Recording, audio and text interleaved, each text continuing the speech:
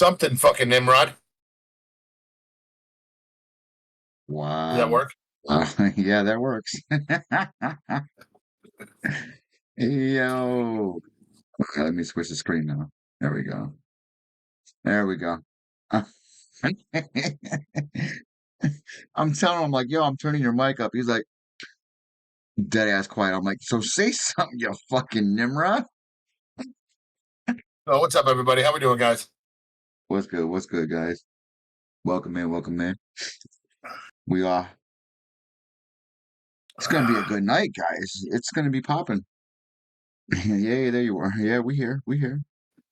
Yeah, we like to hide in the shadows and tell ghost stories to each other.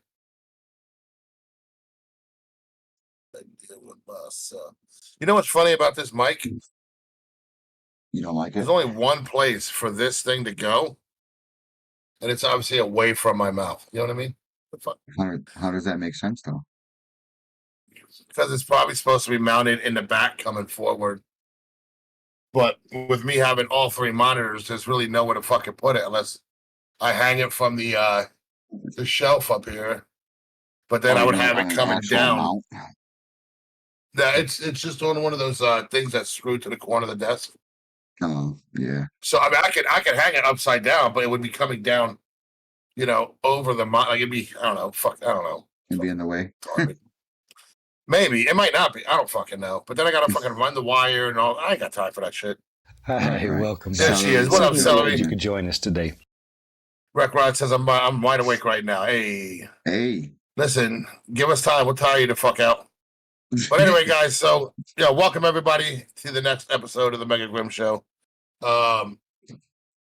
Hey, welcome. We were bouncing around yesterday. Kev City, what's good? You ain't new, motherfucker. I see you, bro. What's good? Welcome in, man. What up, Kev? We were talking about this yesterday, guys. Right in my stream. For those of you that were in there, Twitch is now acknowledging raids, right, as an ability to get partnered. So I want to be the first one to put this out there that over the span of probably the next 6 to 8 months, we're going to see a lot of dipshit partners on this platform.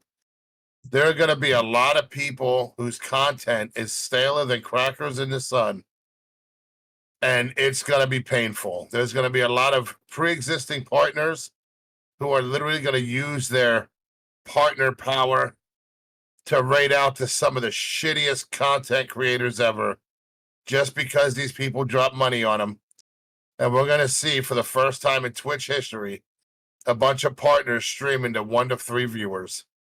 It's going to happen. I'm telling you right now. You already got partners streaming to less than the amount that they're supposed to have to get the partner. Yep. Now, I always, like, my thoughts and feelings on it is, like, if you can't maintain that number, why is you a partner? Well, I mean, in that aspect, okay, I can. Hey, welcome back. In that aspect, I would say I disagree. Today. Simply because, Kat, what's up, sweetheart? Simply because, so you have partners, right? Who they're gonna take time away. They're gonna take a break. They're gonna do whatever they do, right? So. Right. Now, my thing is, seeing a partner streaming for any less than 30, hey, I'm kind of like, okay, what's going on here? Now, today. What's his name? Hank. Good to see you. Hey, girl, what's up, sweetheart? From the land show you did. Not Roadrunner. Oh, 2B1 Junkie. Yes. So, he explained that he had taken, a nice, decent chunk of time away. Decent? Try a couple of years. Yeah, and then he came back, right? So, yeah, so it's understandable, right? Why those numbers are down, right? It's understandable. We can relate to that. But when I scroll through and I see a newly minted partner, guys, by newly minted, I mean like last 2 months. And this partner is only streaming to 21 people. Why the fuck were you pushed to partner? That's all I want to know. That's all I want to know. I see that. Well, when we see that, right? Tell me if I'm wrong here. When we typically see that, they were pushed to partner by someone else. They didn't go Yes. out and earn it them damn selves. Not at all. Not at all. And it sucks, right? It sucks because when you actually think about it, there are a lot of people out here that make some pretty damn good content. Oh, for There are fact, some for real. people, like there's some people on here, I pull into their streams, I'm laughing my ass off, dude. I'm dying, dude. Like the content is amazing. But then there's other people where it's like, okay, well, this partner played this game, so I'm gonna play this game and I'm gonna pander to their ego so that way they can carry me, right? And then they get that partner and it's like, well, what do I do now? It reminds me of what is that? Not Talladega Nights. God damn it, dude. If you're not first, you're last, Ricky Bobby. That's Talladega Nights. Okay. So it reminds me of that when he's like, I don't know what to do with my hands. Hey, welcome right? That's back. all these people Certainly get pushed glad you apart. could They're join us like, today. what do I do now? Yeah. Like, he quit. My bot finally showed up. Welcome in, my bot. And but Vrekron, here's the thing, right? We all know of a partner. Well, I mean, I know of a partner who literally, in order to make the Partner Plus program, he view-botted. Right? He view-botted. And then when he got called out for it, the man banned half of his fucking Discord. Right? Banned half of his Discord. Why? As a partner, should you be in a position to have to view bot? Listen, either you got it or you don't, homegirl. We can all see it.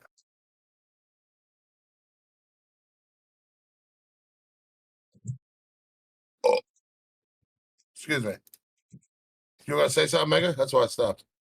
Oh no, I was just telling Ink that I seen that I got her message about what was all in that shrimp bowl. I'm like, yo, I want to know what's in that food she about to make. Kev, why'd you say DeCalio? That he funny as fuck. That's when you was talking about jumping into people's streams and they just funny as hell. Oh. Okay, I missed that. I mean, listen, like I said, dude, I never been one for raid trains. I never really agreed with raid trains. At this point, I have no interest.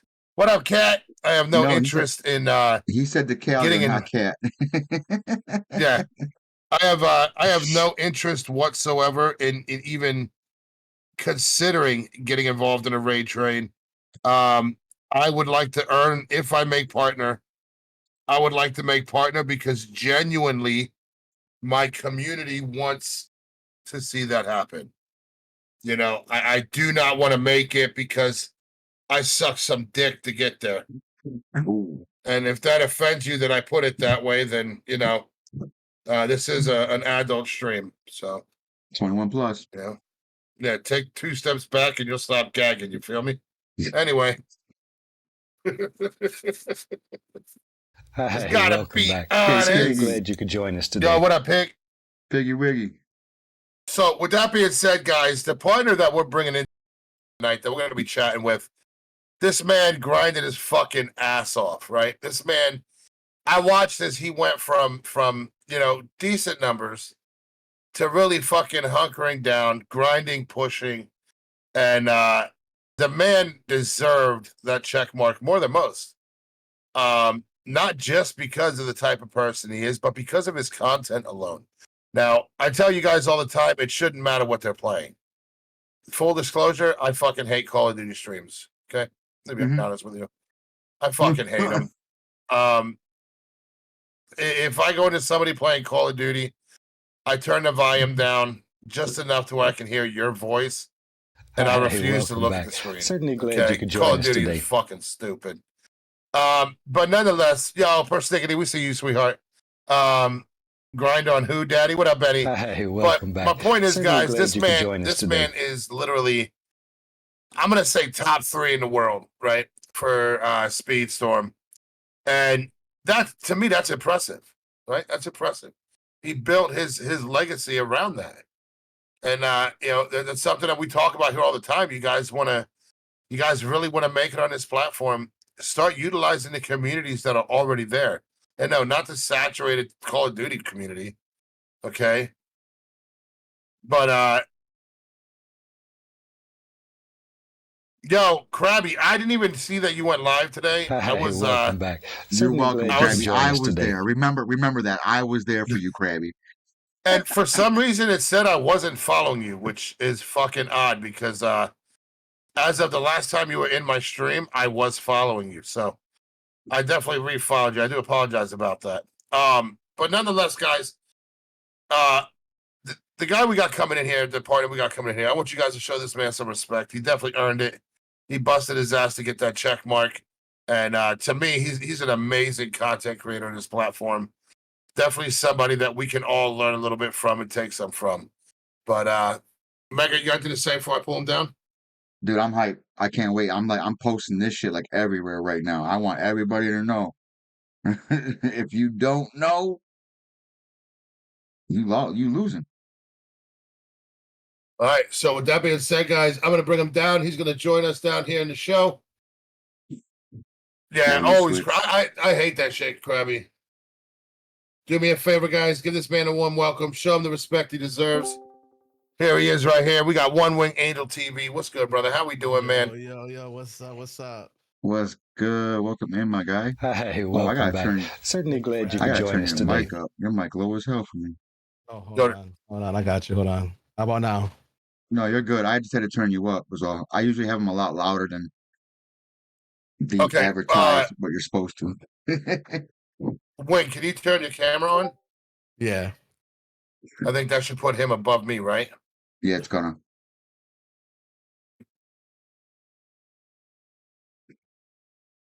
Well, I was looking at the name. There he is. I was looking at the name tags, and I'm like, this shit's all fucked up. No, it's not. I had it all set up. I knew what I was There we- doing, sir. I like that. I like that little pumpkin. Yo, Wing, how we doing, man? How was your week, bro? I'm good. Had a pretty chill day. I mean, I was stream most of the day today. I literally woke up. I didn't even eat breakfast, and I went live, and that was the worst mistake of my life because I didn't realize the chat was gonna bombard me with gifted subs today. So I had like 28 beans. My stomach was fucked off those beans. Let me tell you. And then I took 3 shots, and then after like the 4th shot, I was like, I didn't eat today. Maybe this wasn't a good idea. Didn't eat breakfast, I was just tore up 4 shots and the beans. Oh, yeah, my stomach was not liking me. As soon as I got off the stream, I'm like, yo, I don't really feel good. Let me eat something. Well, here's the question: What were you doing shots of? Crown apple. Ooh, yeah. Crown apple's delicious, dude. I'm not gonna lie. That's just delicious. But the mix, what kind of beans? The fiery or the naughty and nice? It was both, and I had like maybe 3 Carolina Reapers. Ooh, damn! I know I seen a jalapeno in there when I was in there. Yeah, I had a jalapeno. There was like 4 of the step below Carolina. I think is that's with an H. The ghost pepper. Yeah, habanero.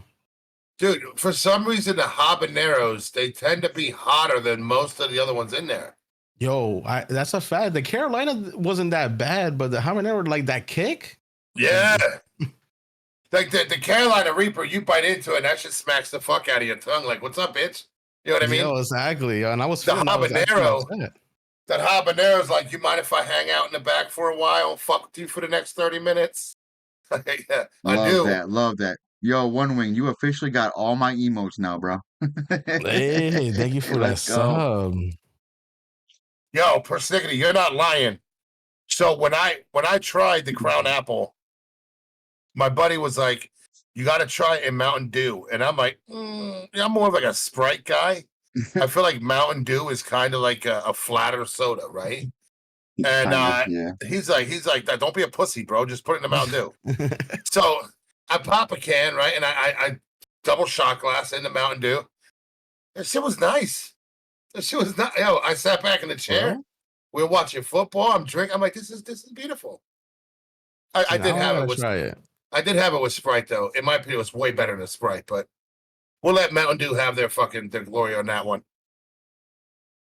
But it was good. Crazy. Somebody did tell me about that too. They're like, yo, if you like Crown Apple, try with Mountain Dew. I was like, really? Never had the chance to do it yet, but now that you said so, now I have to try it. There's two Yeah. people to co-sign that already. Peach, yeah, see, here's my thing. I feel like the flavored, right, like peach, apple, I feel like things like that, they go really good in your white, like your clear sodas, your brighter sodas. Yeah. I would never mix the peach or the apple with Coca-Cola. Well, they I always would say never. that light with light, dark with dark. Yeah, that shit ain't work for me in high school, homeboy. I'll tell you right now. In high school, we had Puerto Rican rum with fucking Sprite soda. Let me tell you, football practice was interesting. Everybody throwing up. I really like rum and Sprite. Hey, welcome back. Okay, rum and Certainly Sprite's glad not you bad. could join us today. Oh, I never tried it. It was always a rum and Coke. It's literally the combination that everybody does. Yeah, it's let's go. It's now you could also do like what is that? It's SoCo, right? Do Southern Comfort with fucking pineapple soda. Oh, that sounds fire. let me tell you, you dump a little bit out for the homies. It's pineapple soda, but the shit is nice. Or you can use grape soda, whatever you want. Like the flavored sodas like that. Yeah, that shit goes amazing, man. In Germany, you can order this drink that's beer, Coke, and cherry liqueur, and that. Yeah, okay. So there's a place down on the Atlantic City boardwalk that makes that drink. Really? We have changed up our intro for stream and are in full operation. Okay. Oh, let's go. That's dope. Of course, Krabby, you would do that. Chef has been redeemed. Now, so what we like to do here at One Wing is we used to do a straight interview, right? Mm-hmm. And after bouncing around with the community and trying to find out what people want to see, what people are into, a lot of people are like, well, the interviews are great, but the interviews tend to get stale. Okay. Only because we keep asking the same shit. Yeah. So what we like to do is we like to mix in an interview, right? Like we would like to look at you as the interviewee / a co-host on the show. Okay. So now, I don't know if you heard us talking about, we'll get to that in a minute. Why don't you let the people know a little bit about yourself? What got you started into streaming, and what is your claim to fame here? So for everybody that don't know me, I go by the name of One with Angel_TV. I'm 33 years old. I'm a father of 5.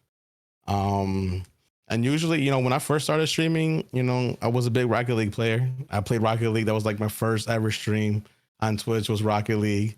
I'm big into like RPGs too. So like I used to play Destiny 2 a lot. Glad you could join us today. Fantasy 14 and a bunch of other RPGs. I tried to dabble in Fortnite, but Fortnite wasn't my thing. Gross. And Call of Duty still wasn't my thing, even though I used to play it back in the day, but wasn't my thing. And then a couple months later, a game called Disney Speedstorm came out, and somebody told me, it was like, hey, I think you will like this game.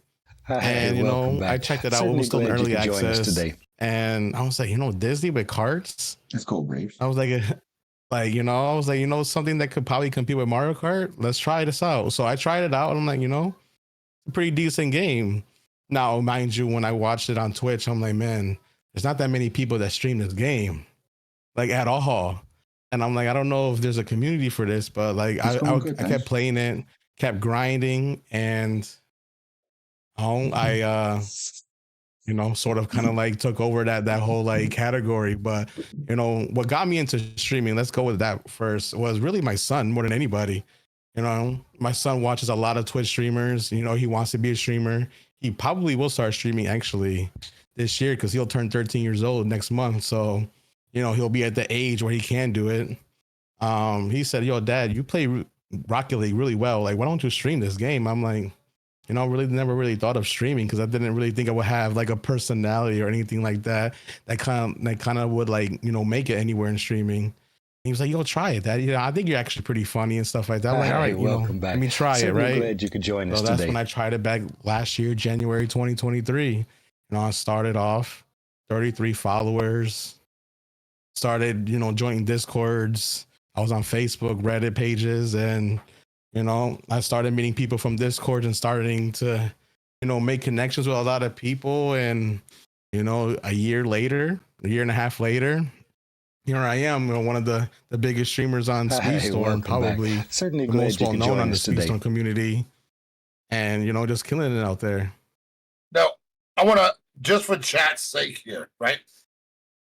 You said something. You said when you looked at Disney Speedstorm in the beginning, there wasn't many people that streamed it, right?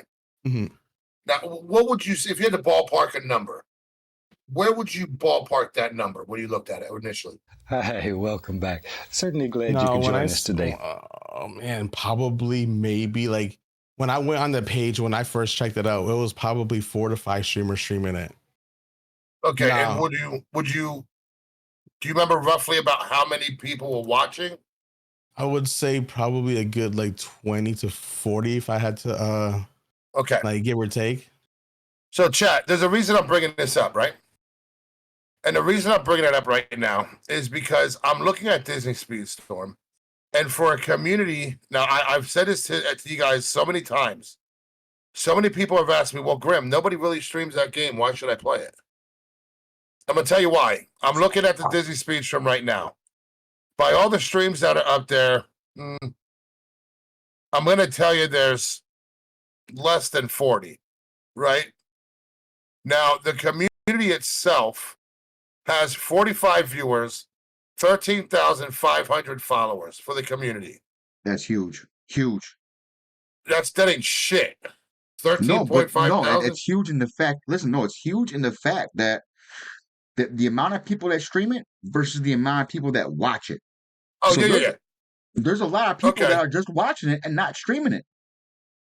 So the point I'm getting at here is when you guys see a game that just came out or a game that you're into, and there's not a big following for it on Twitch, that gives you the opportunity to make that following.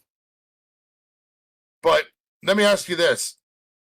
When you made the initial decision to go to Disney, was it something that you committed to full send? So I would say I was like on the fence about it at first. Like the only reason why I attempted to stream it was, I was talking to my boy Rutwero, and we were playing ranked, and I told Rutwero, I was like, I feel like I should stream this game. I'm actually pretty good at this game. And he was like, certainly you should. Not that many people today. like stream it, and I don't know how many people are actually good at it, but like when me and him raced, he's like, you're really fucking good at this game. Why don't you stream it? You know what I'm saying? And I was like, all right, let me try it. And that's when I started it. And I met some people, but like I felt like maybe there was no really interest there. So like I started trying it in the early access days, and then I kind of like stopped for like a couple weeks. And then like when it was closer to the free to play launch is when I full sended it. Okay. So my point there, guys, is it doesn't matter the viewership, right? What you guys have to understand is everything that we play on this platform has a community already. Whether it be a massive community, a small community, the community doesn't matter. Everybody has the opportunity to get into the community and build the community around themselves.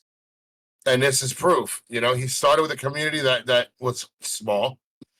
And now off of Disney, would you agree that Disney Speedstorm is what got you the partnership? 100%. Okay.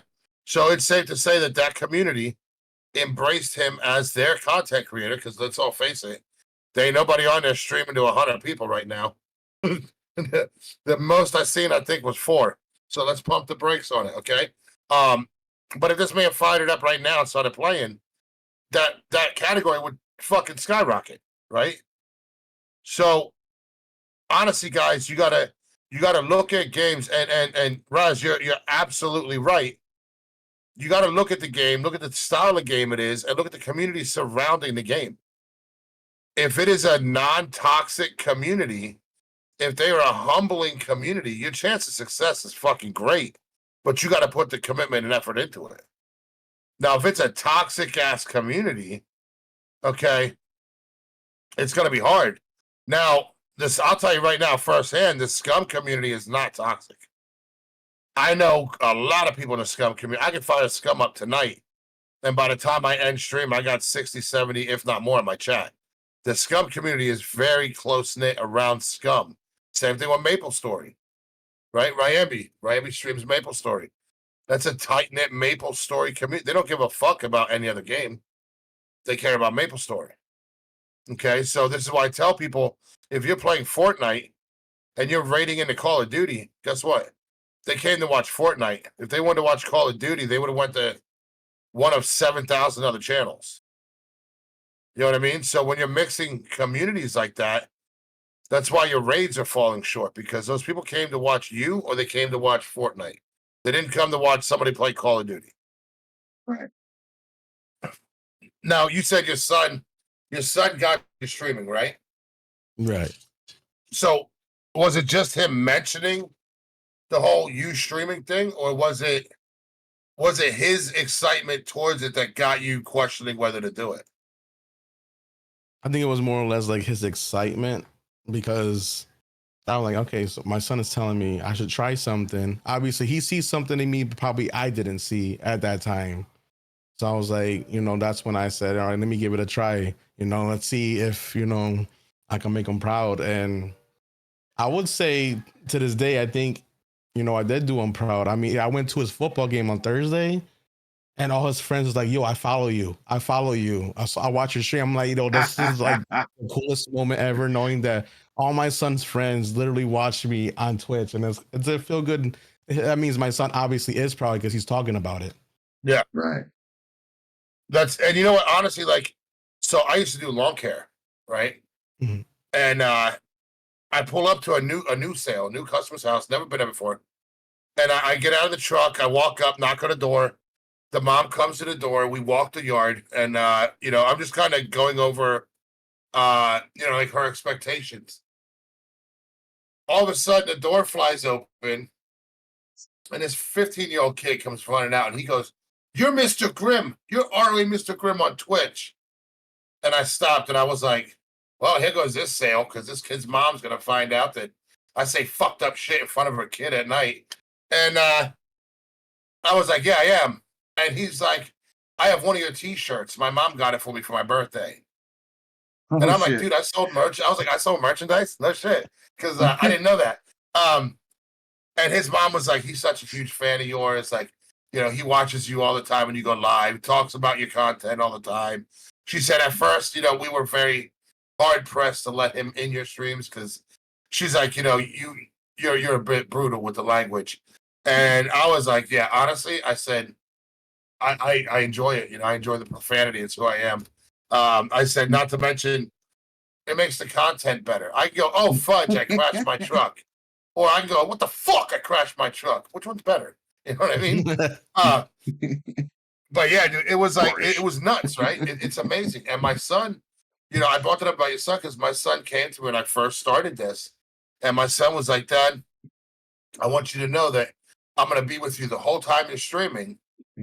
He's like, and I want to watch you grow and be successful. And then turned around last year and I found out my kid was posting videos on my YouTube. I had no idea. His mom found out and called me flipping out. And I'm like, I love that kid. Fucking awesome. You know what I mean? But yeah, man, I'm telling you, it's with the kids, it's an amazing thing. It's and for you to have that connection with him, it's fucking amazing. Nothing can replace that. So it's like in this situation, it's safe to say that you're your kid's idol. Your kid looks up to you. It's fucking awesome, man. I love to hear it. Kids have access to the internet and YouTube, and they are smart enough to know. Yeah, exactly. Well, when it's a kid, their parents tend to not like the profanity or a lot of the sexual shit that I say. Hey, welcome back. Certainly glad you could join us today. That's why I'm the same way. I'm a spicy streamer, and I've never steer away from that. Even like when I'm partnered, like everybody asks me, like, aren't you scared? Twitch is gonna say something. And I'm like, look, if I was scared Twitch was gonna say something, I would never got partnered to begin with. So like, right. Obviously, what I'm doing obviously is not affecting anything. So, and obviously I put the sexual themes or the tobacco or marijuana use like as a tagline. So like no minors can even come to my channel because that'll block them from even accessing it. So, and also covers my ass. Right. So, you know, at the end of the day, I can be just as spicy and they can't do nothing because I already got the taglines for it. Well, and I was kind of pondering this before because I've heard some partners say that having that PG content, right, is a better move towards partnership than having the vulgarity and the exciting content. Mm-hmm. You know, so it's like I was kind of wondering, you know, on both sides, like what is more PG? What is more politically correct when it comes to making content? You know, do we want to step away from the profanity and the fun stuff and just kind of be like, you know, gentle people? Or so hearing you kind of break it down that way, like it makes more sense. Like who gives a shit what the content is? Have the proper labels and just do your thing.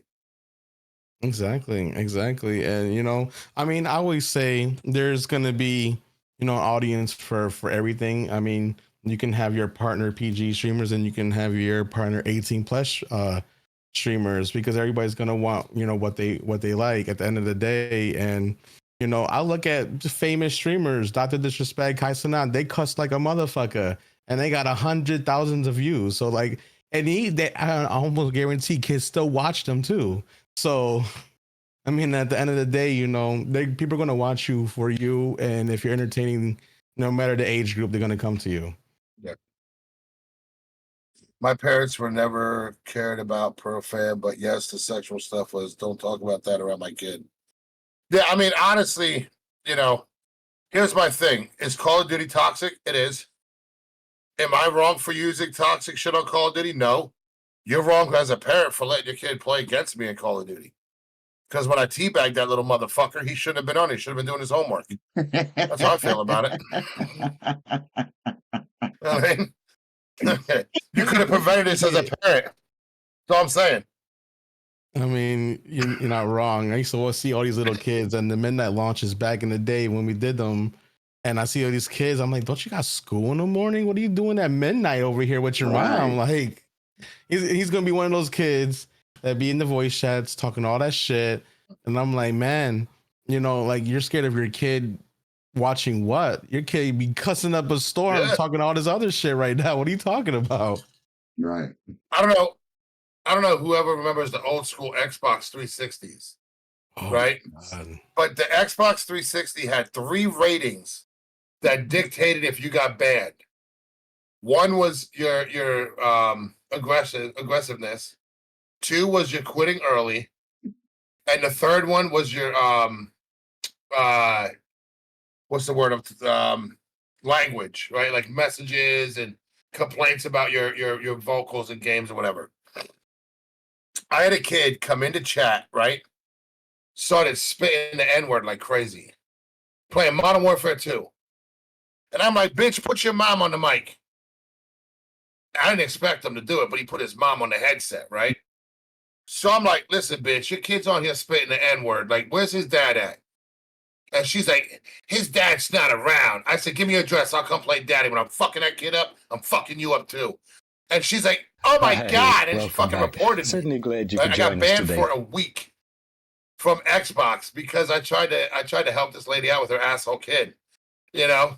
But this is the same lady that's like, no, my kid is a great kid. My kid's amazing. No, your kid's a fucking asshole. Hands down. You just don't want to own it. You know, and most of these kids that get on these video games, those are most of the ones that are dropping the racial slurs. It's the younger generation. You know, that's the first thing they go for is a racial slur.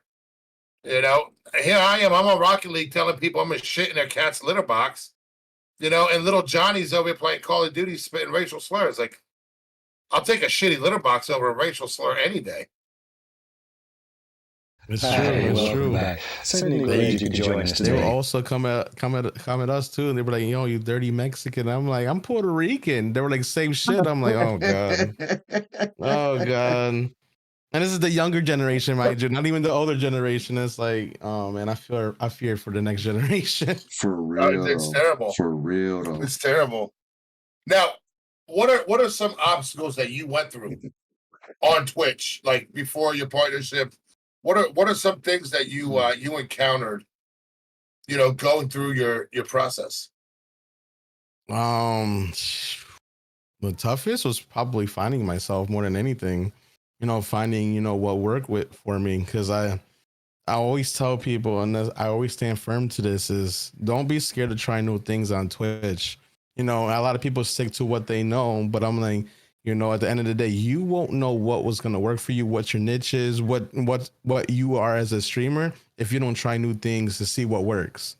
And I played Destiny, I tried Final Fantasy, I played Rocket League for the first, or as my first streams, and I tried different things, and I slowly just started doing different things, and started doing different taglines. Like when I played Speedstorm, somebody from the community was like, "Yo, the Papi is Speedstorm." I'm like, that kind of sounds pretty nice. Next thing I started saying it in my stream, putting it in my title, and now the whole community calls me that. Literally, the whole community calls me that. Like, that's how tight the community is. You say something, and if it sticks with that community, that's gonna be your new name. And literally, and it worked. It stuck with a lot of the people in the community, and it really helped me to actually like find myself. And I never would have thought. I will tell you this right now: when I first started streaming, I would never thought the one game that's gonna actually boost me up is a kart racer, a Disney kart racer at that. You never think about stuff like that. I mean, you're good. You're good. Listen, I watch you play it, right? Yo, and then I watched Mega raid. Let's go. Thank you, man. I appreciate the fuck out of you for that.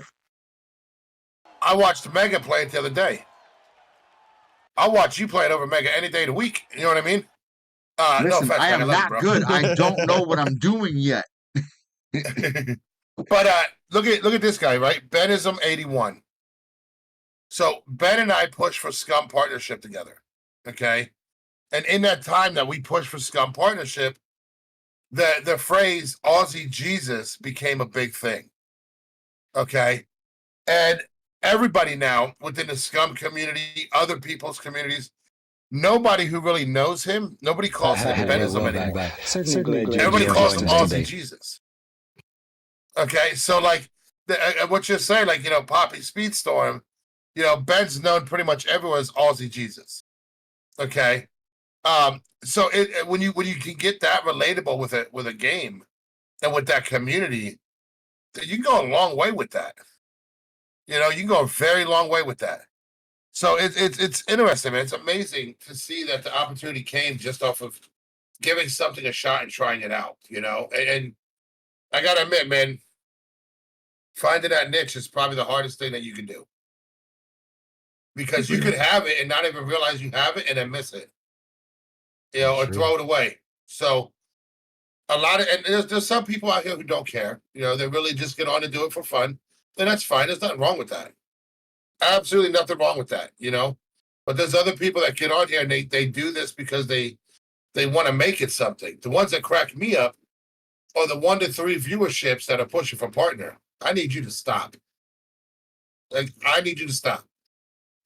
Listen, the only time my stream ever said pushing for partner was when that pussy Envisionable hit me and Ben with a view bot, and my viewers shot up to 380. Yeah, I changed my title to push for partner. Let's go. Okay? If you're going to view bot me, bitch, I'm going to take advantage of it. We're going for partner today. It didn't work, though. My average was a 56.8. I couldn't apply. Fucking dick. So have you had to deal with that shit? Have you had to deal with the view botting, the shit like that? So I will say, back when in my first year, I started, growing really fast, and I was like, maybe I should try to do something like this, and that's when I learned to never say you're going for a partner, because there was a community that I was a part of that I left the community. Well, I got banned, but because they wanted me to not be friends with my friend because they try to blame him for something. And I'm like, look, you're not going to tell me who I can and cannot be friends with. That's one thing. You're not going to tell me what to do. I'm going to be friends with whoever I want. Your experience, whatever you're trying to say, don't matter to me, because I know them. And that's my friend. That's my boy. And they try to put something that I was talking shit about them. They ban me, whatever. So I went to the partner push, and they started attacking me, view bots and everything. And I'm just like, what's going on here? So I mean, at the end of the day, I really couldn't do nothing. Twitch can't do nothing about that. You know, that's exactly what they're gonna tell you. Can't do shit about that. And so, you know, my boy gave me a bot called Kuma bot. And he was like, this should get rid of a lot of these. So I did the Kuma bot on my Twitch channel, and I shit you not, as soon as I went live, I started seeing Kuma ban, ban, ban, ban, ban, ban, ban. I was like, oh shit. And you know, that fixed it for me. And I know who did it, but at the end of the day, it's some Twitch partner that, you know, was jealous because, you know, he wasn't going to control me like he wanted to. And, you know, I just kept it pushing. Like, you know, most people were like, you know, I'm gonna give up, whatever. I'm not gonna give up. I'm gonna keep going. You know, obviously, if I'm ruffling feathers like that, I'm doing something right. Thanks. Amen. Amen. And it wasn't. you know, It wasn't Katana, was it? No, no. We call names here. We don't hide. Because I don't give a fuck. Come at me, bro. Partner or not, I'm gonna rip you apart. I don't give a fuck. It was funny because you know, this guy Invincible had stated that nobody making partner today is doing it without view bots, right? He said that everybody who's pushing for partner is using some level of view bots to boost their numbers to get more people in. He said, you know, nobody in 2024 is making partner organically. So, cutting through the bullshit and the fluff, did you use any view bots on your push to partnership? Me personally, I did not know. So it was organic. It was the community showing up, showing out, and showing love. Exactly. And the reason I'm going to co-sign that is because I was in your chat most of the time. Your chat was fucking moving nonstop. You know, people were active, people were engaging, people were talking. You know, also looking at your Twitch tracker, you can tell when somebody's view botting. Oh yeah, you see all the fake ass names in there. Yeah, it stands out. Hey, welcome okay, back. it stands Certainly out glad so you could bad. join us today. Right, when you're looking at somebody's Twitch tracker, and you're looking at their numbers and the number fluctuation, you can tell. You know what I mean? If you go to my Twitch tracker right now, look at my Twitch tracker. You guys can tell what day Invincible dropped those view bots on me. Because my numbers are jacked high as fuck for that day. You know what I mean? But now here's my question. How is all this going to change with Twitch's new direction of allowing raids to count towards partnership? What are your thoughts on that? So I know this is a very controversial topic because I know a lot of popular partner streamers are shitting on this and, like, you know, how to do this the old fashioned way. Now people can get raided into and get partnership this way. And I look at it like this. It's great if I want to help a friend out and try to, you know, give them that extra push if they needed it. But what I don't stand for is when people are trying to sell their rates to people to try to get them to partner and using it for the wrong reasons. And at the end of the day, I know it's going to happen. Also, at the end of the day, just because raids count towards partnership doesn't mean it's going to be any type easier, because at the end of the day, you can get raided by the people, but you still got to retain those people. If you don't retain those people, you can get raided by 200 people and it still won't mean shit if you can't get that 75. Raz, you're absolutely right. Now, but here's my thing. What is your stand on earning partner versus being handed partner? Because they're obviously two different things. Right? If you earn partner, you put in the time, the sweat, and the legwork to get the partner. If you're handed partner, you did jack shit but play a fucking game while people handed you what you needed to be successful. Okay, so what are your views on the two different aspects of the partnership? So I mean, yeah, that's true too, because, you know, now with that, you know, you could kind of hand somebody partnership if you really wanted to. The way I view that, I mean, at the end of the day, they still got to, you know, you still got to make connections. You still got to grow your community, because, you know, somebody could keep rating you, but if you are not doing what you need to do as a content creator to make yourself stand out, you know, once you hit partner and that person stops helping you, you're gonna notice a big difference.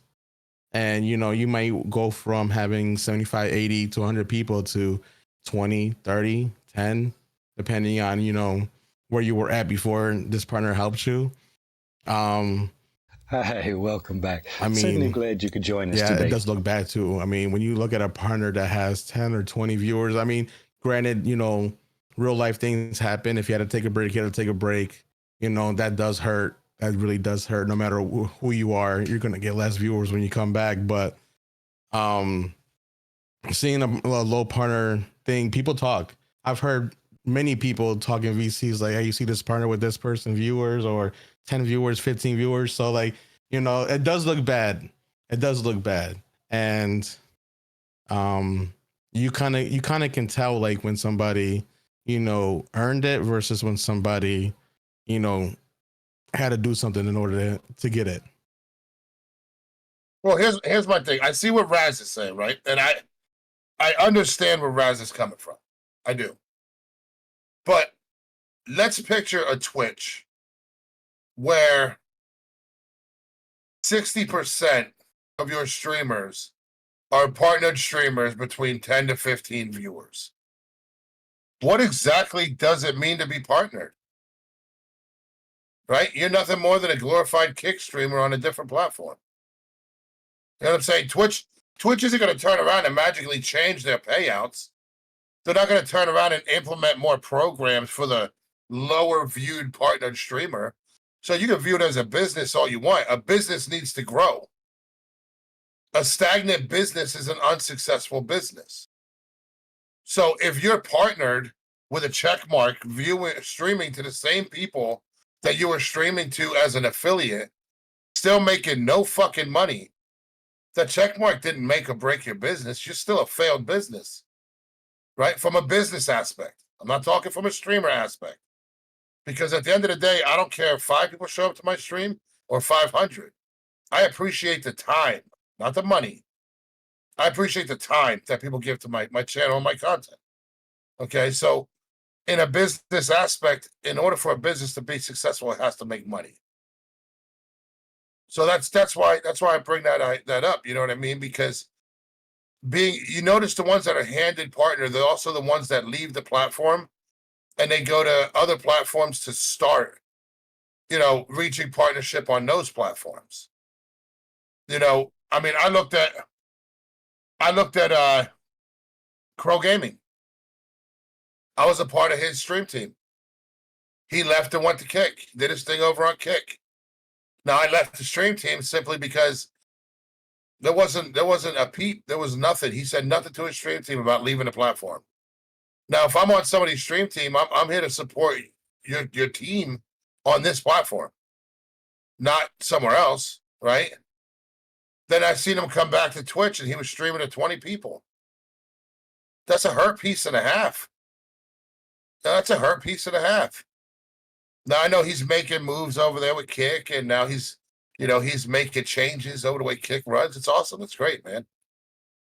But at the end of the day, if I'm going to get a check mark, that check mark had better mean something. I hope I earned it. I hope I join us today. am able to produce the type of content that a partner should be producing. You know? Yasha, what's up, sweetheart? Now, let me ask you this. As a partner, what is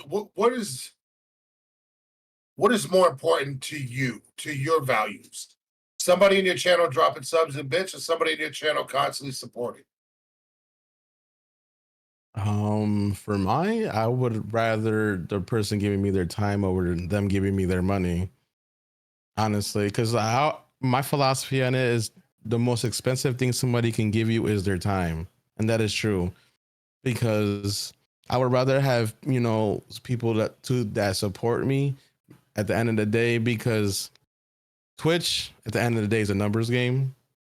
So I can have my heavy supporters just watch me and people gravitate to higher numbers. It's a proven fact. People will watch somebody that has 100 people over somebody that has 10. It's just the sad truth, because people with that 10 views, a lot of them are really good streamers and great content creators, but they don't get the time of day because their viewer count doesn't reflect that.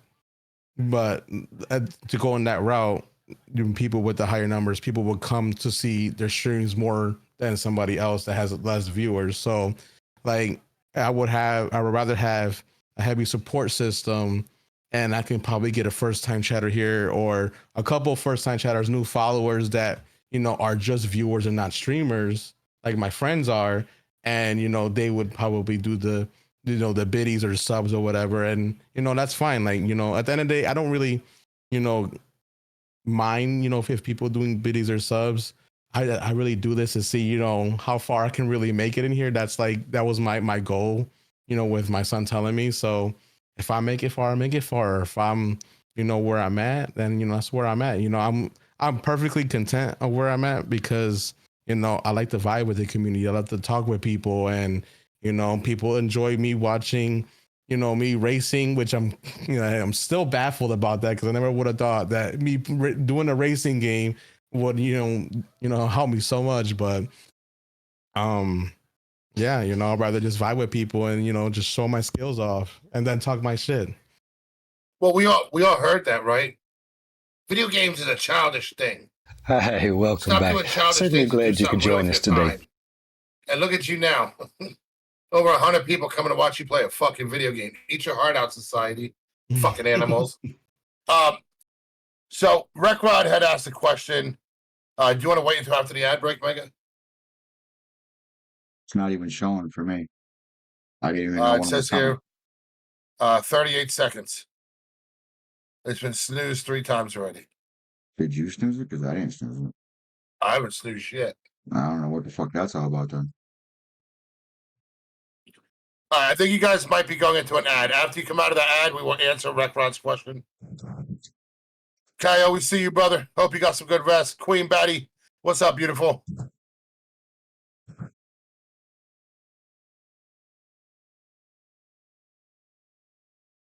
Are you on an ad break? I have no Kyle, idea. It's not showing on my end. Are you guys on an ad break? Yo, Raz, you're not lying. Yo, video games is my therapy.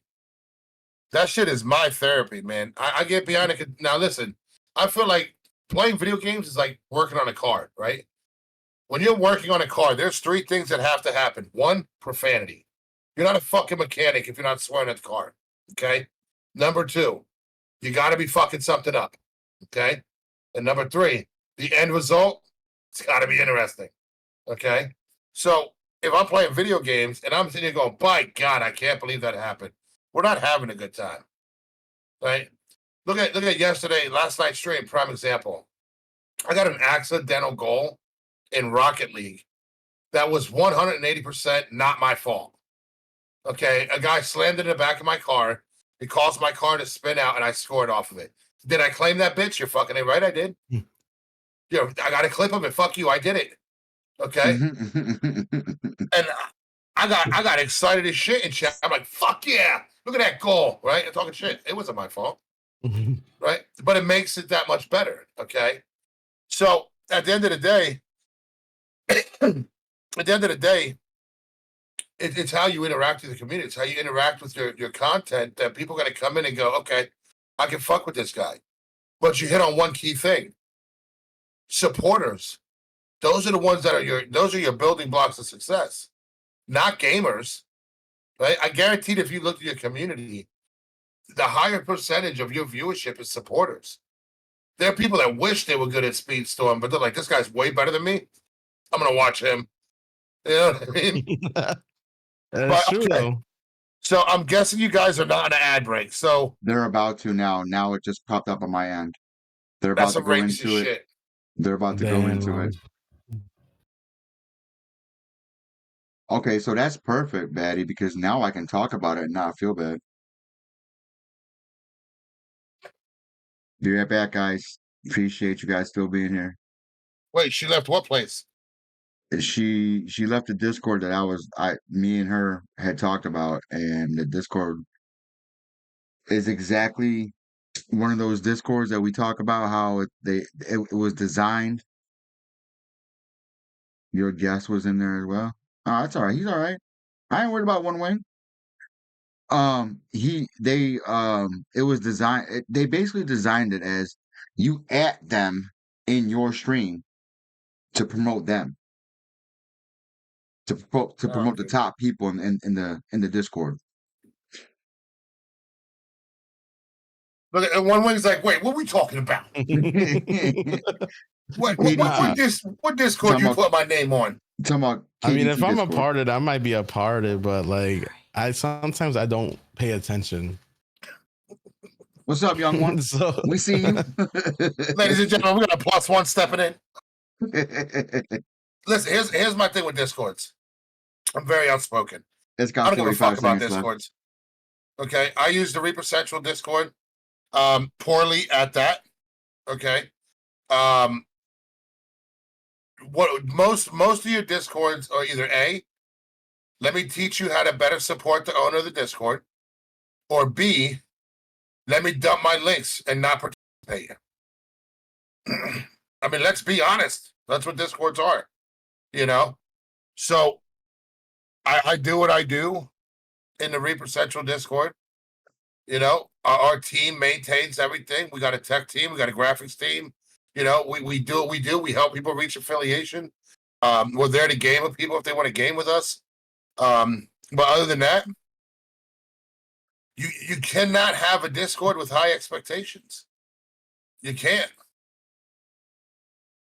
that's right. That is a fact, and I can attest to that. I mean, I made my Discord and whatnot, and I wanted like I've been a part of all these Discords. I know the systems and everything that they do and whatnot. I was like, I wanted to be different. I don't want to sit there and force you guys to add somebody who you supported or thank anybody, because I know time is precious. At the end of the day, you're trying, to do your own thing, trying to support, you're trying to network, you're trying to make, connections. Who am I to tell you who to support? You're going to support whoever you want to support at the end of the day. So I never did those restrictions. People say you're going to kill your Discord that way because people are programmed to do that. I'm like, I want people to program themselves to know that they can freely make connections with people, check out streamers without having any pressures to do so, and still be able to, post their live link if they wanted to. All right, so Okay, so they're back. They're okay. back.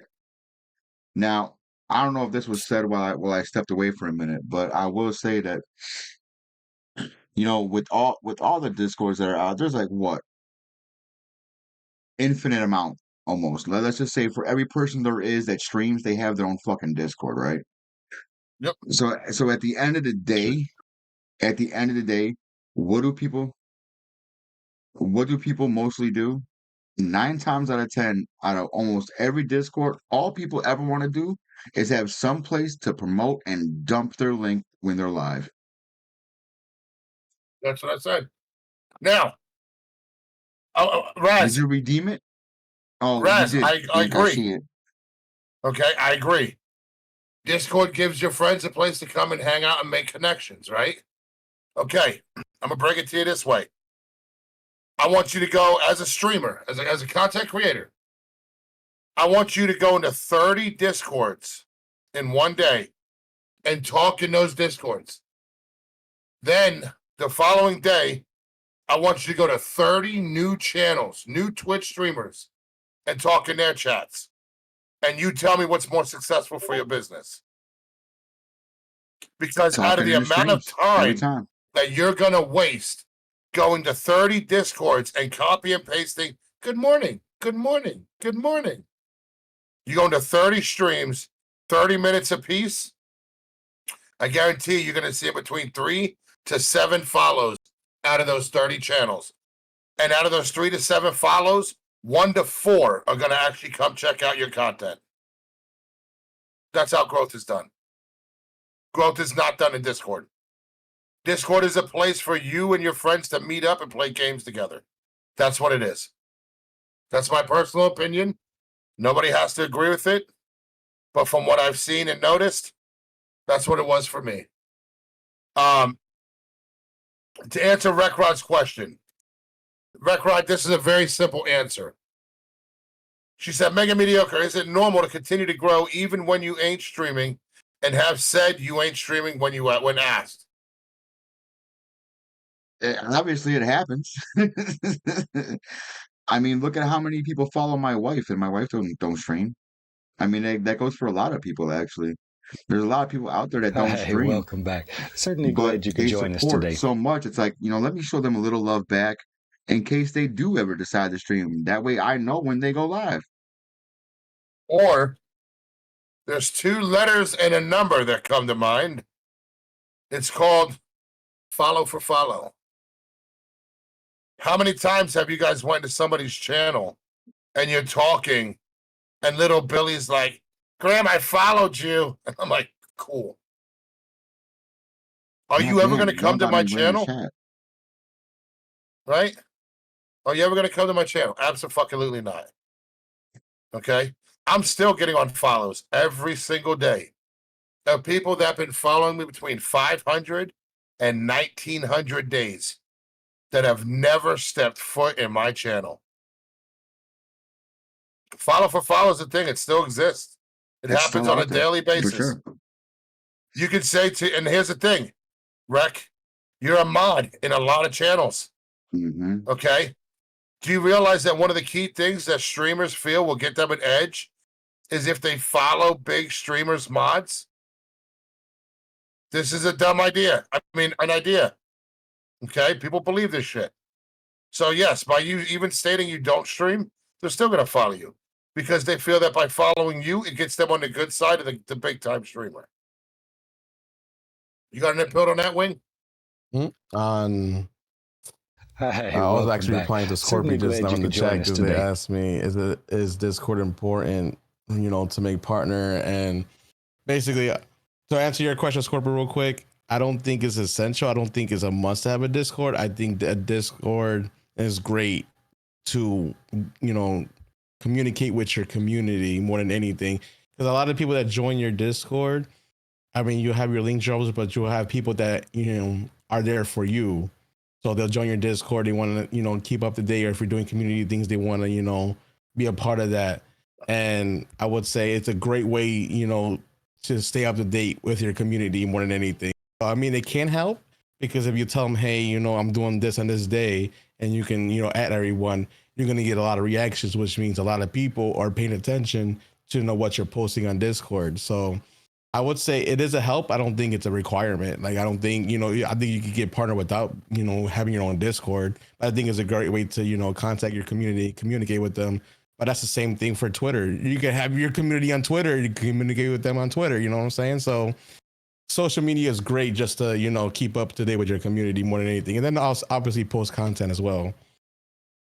I mean, realistically, at the end of the day, Discord is as important towards partnership as Facebook, TikTok, Instagram, and Twitter are, right? Because here's the thing. You got to maximize on your brand. You have to, okay? Just like selling your merchandise. You got to maximize on your brand. The more places you can get your brand, the more people you can get to see your brand, say your name of your brand, the more success will come to you, right? It's like putting billboard up on a highway. Are you going to put a billboard on a highway that's on some backcountry fucking road that gets maybe one car every 6 weeks? Absolutely not. But you're going to put a billboard on a main highway that gets over fucking 7,500 people a day. You're going to put a billboard there, aren't you? Right? And this is what social media is. Social media is the highways, man. You guys got to put your billboards up. Get out there. Let people see your brand. That's why it's important to get in other people's streams and talk to them. Okay? That's the importance, because when I go into One Wing's channel and I say, yo, One Wing Angel, what's good, brother? How we doing, man? How's the stream go? You know what he does? He says, yo, Mr. Grym, what's up?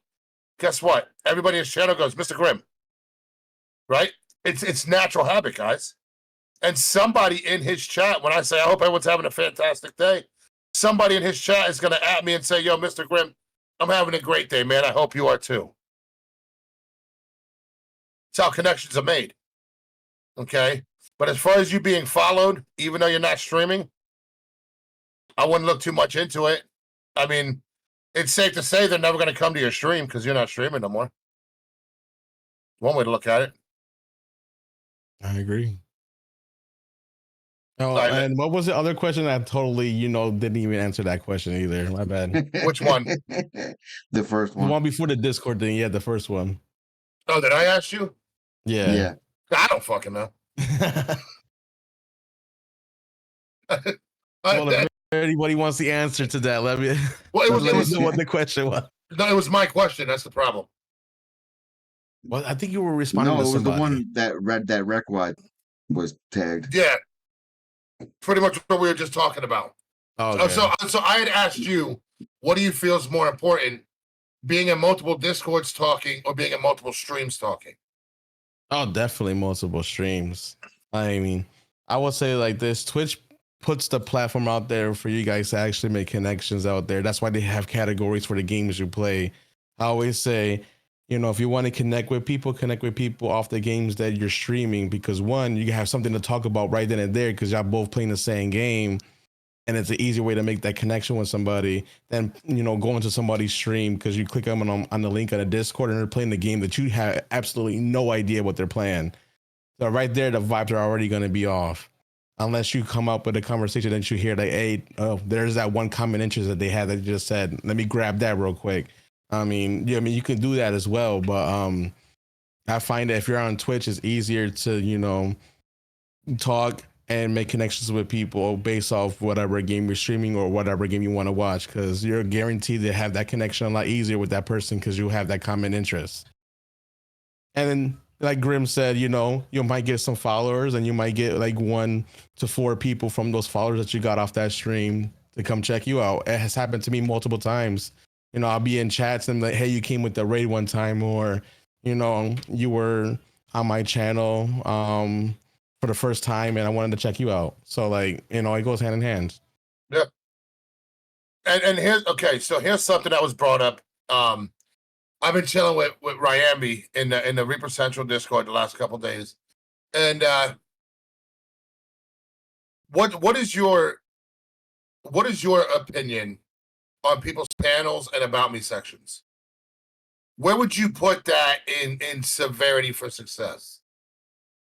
I feel like, I think it would say, for example, you're offline and somebody checks your channel. If your channel is kind of plain and it has nothing to show, that person's probably not going to either follow or, come through when you go live because they have nothing to see, what you're about when you're not live. I think it's a great way to, put yourself out there while you're not streaming. Like, Twitch gives you a Twitch trailer that you can do. Utilize that, because 9 times out of 10, when a person is clicking your link when you're live, your trailer is going to pop up and it's going to, you have a little about me right there with your little clips and everything like that. And if you got 60 seconds to grab that person's attention when you're not live, that trailer could be like the make it or break it for that person to follow you.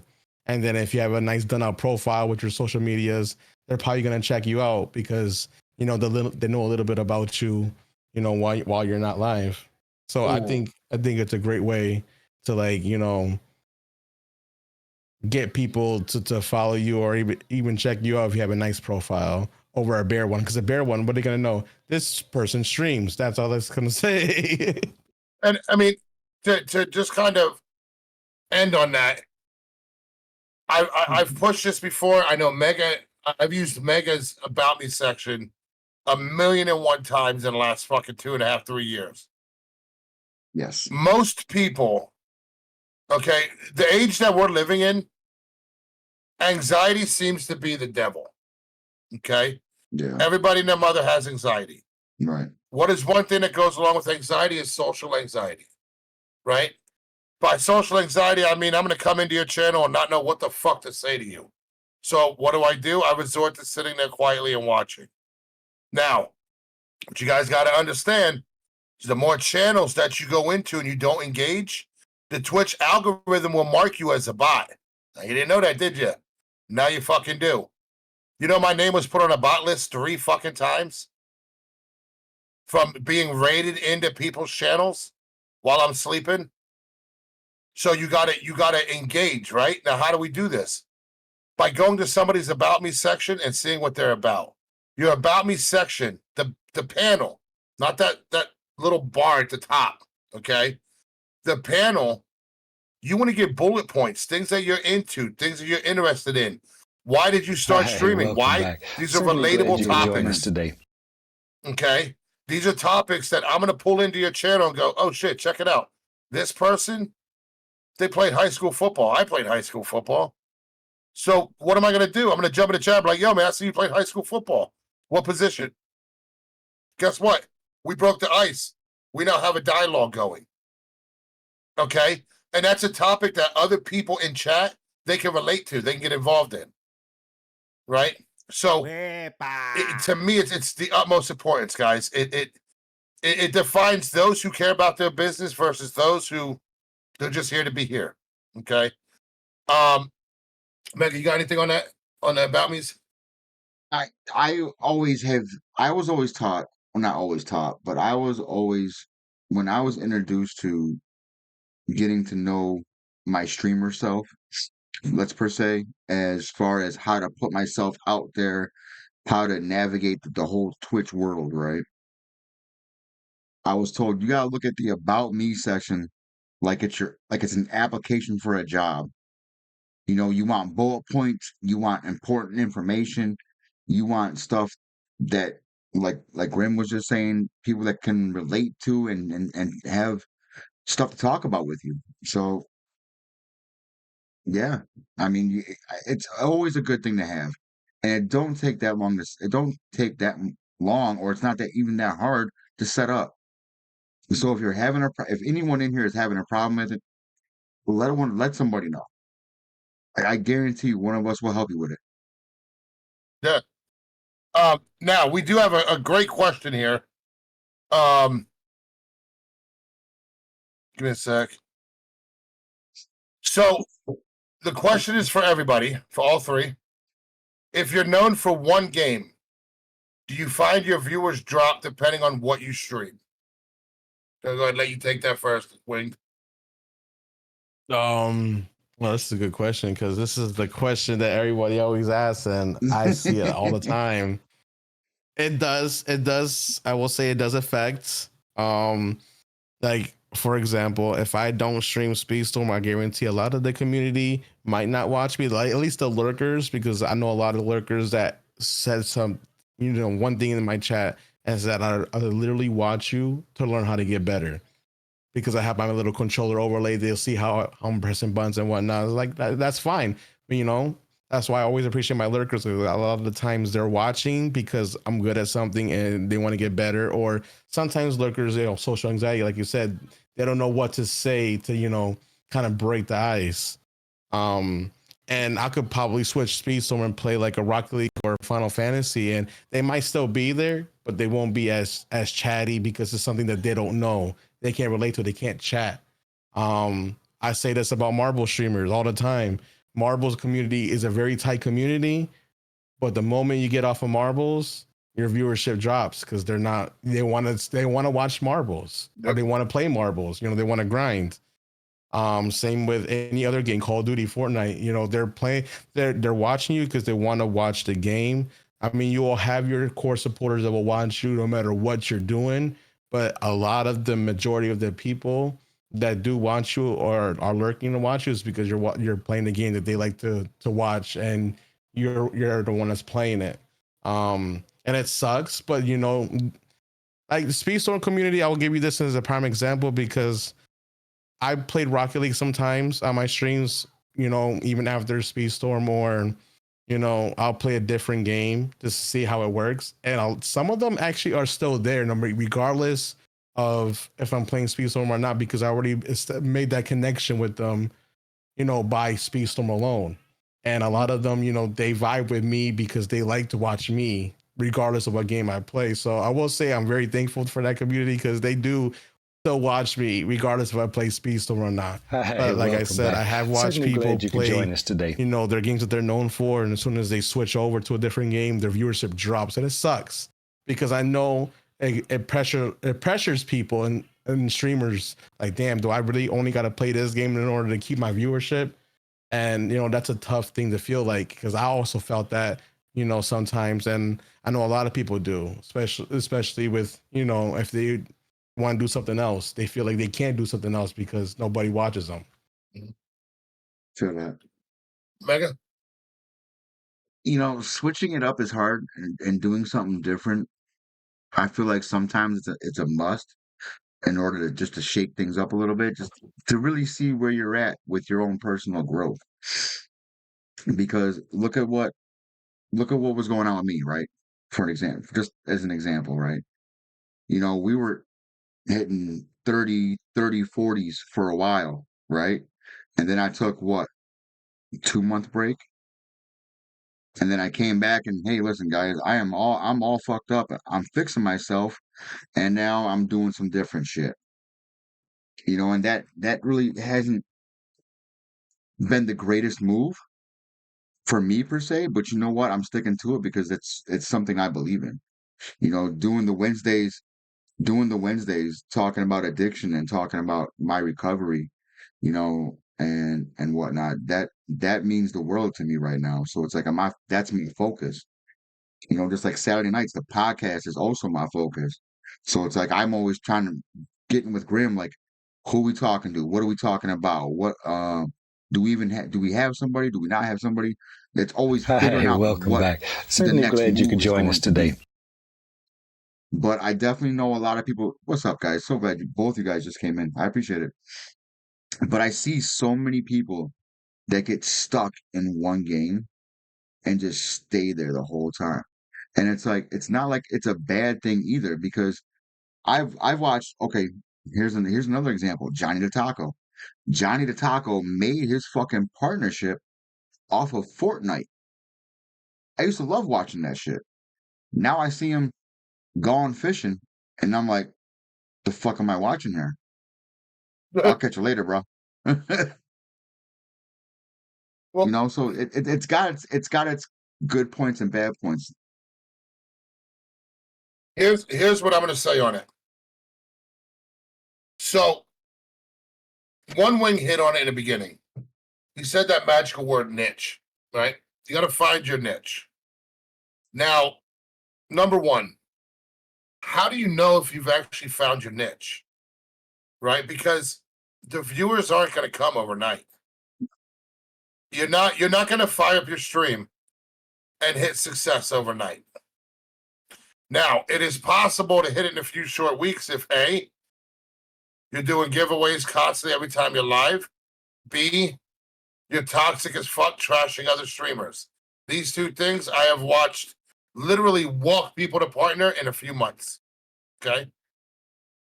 But as soon as these people went to go play a game, they were fucking irrelevant. Right? Here's what I will tell you. If you're going to pick a game to play and you're going to play that game out, understand that you guys are investing in yourself. So if you don't got 5 years to invest in yourself, don't give it 5 minutes.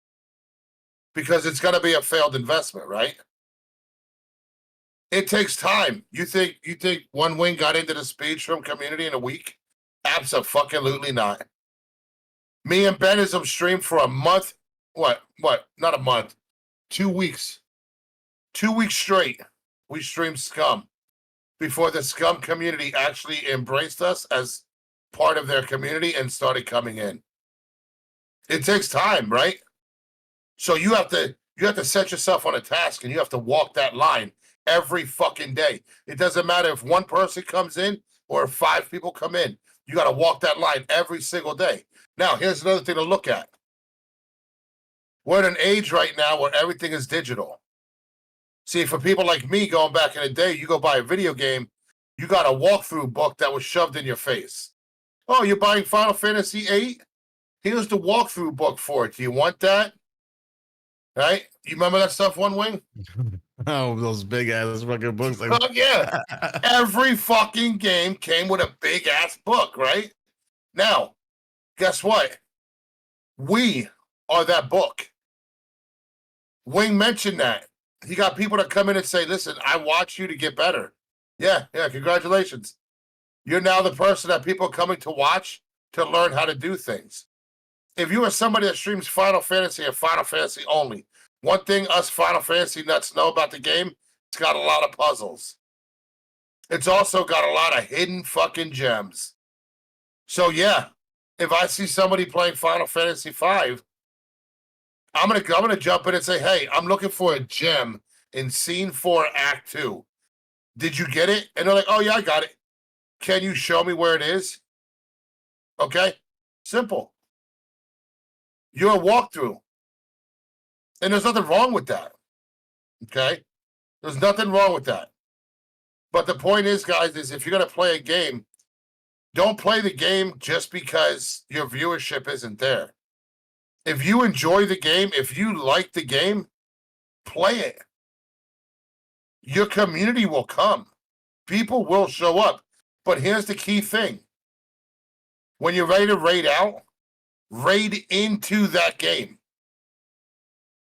I see so many people in this chat right now who raid in the same circle day in and day out. What growth are you getting? You're raiding the same fucking people. We all know each other. Let's go out of house and let's raid somebody else that's playing Resident Evil 5. Right? And you're right, Raz. You're right. It cheapens it. Welcome back. And this Certainly is why glad you when could you join raid us into today. somebody, there's two ways to retain a raid. A, did the person that raided me, were they playing the game I'm playing right now? So if I'm over here with the guys, like last night, we were playing League of Legends. I got raided by Honey Q. She was playing Call of Duty. Out of that 8-person raid, only 2 people stayed. Why? League of Legends is a whole different dynamic than Call of Duty. Right? Now, I appreciate the raid, don't get me wrong. But you're diluting your raid on your own by raiding into something different, especially that transition between, say, Fortnite to Call of Duty or Apex to Call of Duty. Yeah, it's the same genre, but you're talking completely different dynamics and playstyle. Okay? This is why I stated before. Twitch already has communities. While everybody's set on a single mindset, right? Yeah, scum to Minecraft. While everyone's set on a single mindset, as long as I raid out, I'm going to be known. No. Your community isn't just your Discord. Your community isn't just those in your stream.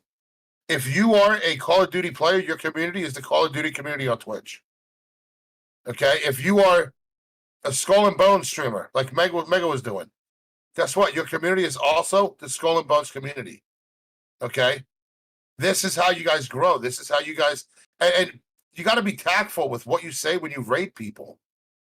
A lot of streamers are against self-promo. But let me tell you something. Chris, you're a big-time fucking Fortnite streamer. If Chris goes into my stream, and I don't know who Chris Gaming is, and I say, yo, welcome in, Chris Gaming, what were you playing? You know what I just did? I just opened the fucking door wide open for him to fucking self-promo. Glad you could join us because today. his next response should be, oh, I was playing Fortnite. We got like 2 dubs tonight. Because here's the thing. If I'm playing Fortnite and I suck and get no dubs, and Chris comes in and says, yeah, we got like 2-3 dubs tonight, we were killing it. My viewers are going to be like, oh, this guy's better than him. I'm fucking out of here. Right? I hate to be honest with you, but this is how it happens. Okay? But it opens the door to sell promo, guys. It opens the door for you to promote your brand even just a little bit. I'll raid your circle. Fucking Mr. Doobie. So take that as you will, guys. But keeping it within the community as a single game streamer, you stand to gain success by staying within that community. And I'm not saying you can't raid your friends 1 or 2 days out of the week. It's not what I'm saying. You can still do that. But your main focus for your growth and your success, stay in your lane and keep in your communities. I agree. I mean, put it in perspective what he just said. I didn't get to know the Space Store community just because I played and streamed the game. I started rated into these people, and that's when my name started getting noticed. And it's okay, here I'm rating 30, 40 people into a Space Store stream, and they were like, wow, who are you? My name wasn't out there yet. I started pretty late because I started at season 2, now season 1. So a lot of OGs don't know who I am. And, that's how I started getting my name out there. They started to know who I was. And then I started to kind of join their community Discords, and I started joining tournaments.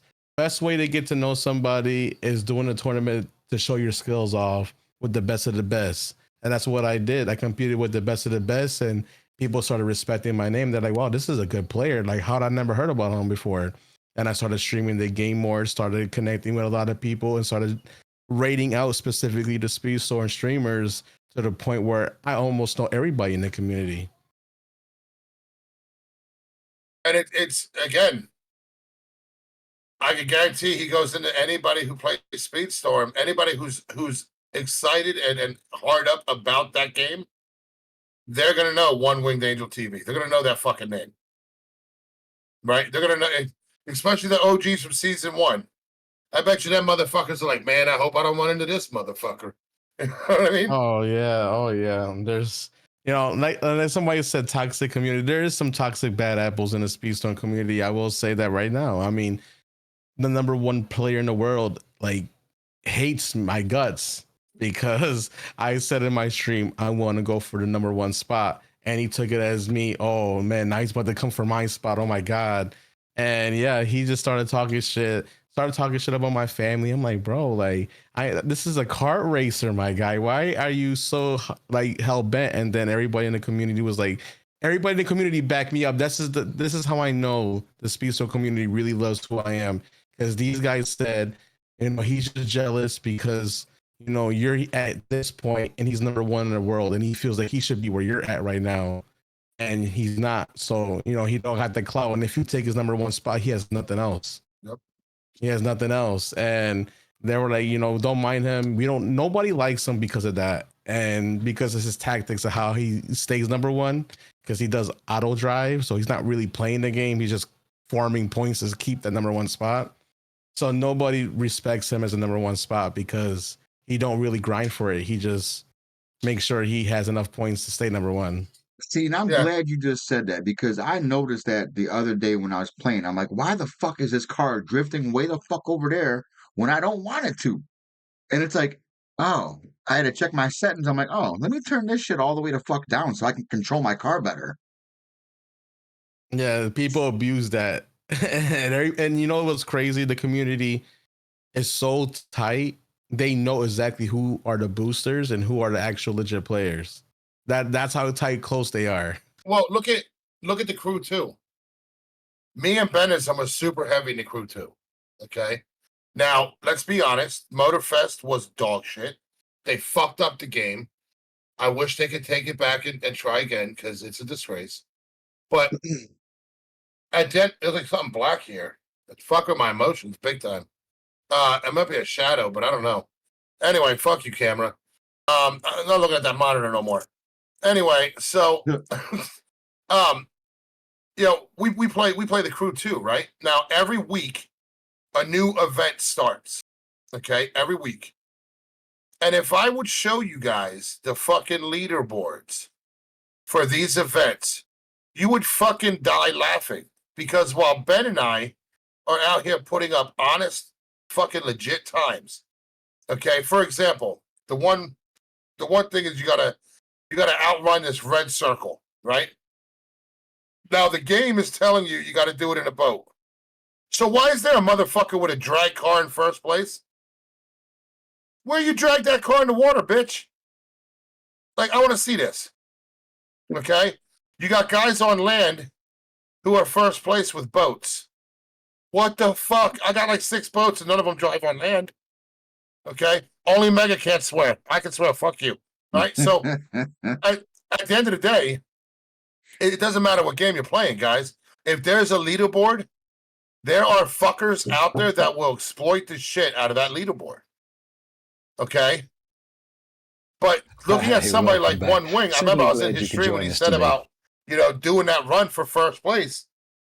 That is a huge fucking achievement, whether he's doing it maturely, okay, and going up against somebody who's obviously cheating, okay, well, not cheating, but exploiting the game features, okay, to maintain first place. That's One Wing already got. He's the undisputed champion. You know what I mean? The community looks at him like he's the champion. The other guy's just a fart in a snowsuit. It doesn't matter how many times you shake it; it's not going away. Okay, so to finish off that question, if you find a game that you absolutely love, a game that you're really good at, stick to it. Build the community off of it. I agree. Yo, what up, Sniper? Not fair when it's a Mega and Grym show. No, Ink Girl. No. Let's not start putting that out there to where I'm not like, no, come on. That is fucking propaganda. Okay? That means I could cuss then, right? Yes. Yeah, you're good. You're good. It's just me. It's just Mega. Because it's in The my only channel. thing I exploit is Roamer. Fuck you, Ben. But the guys coming soon. Just a heads up. Well, it's on my mind real quick.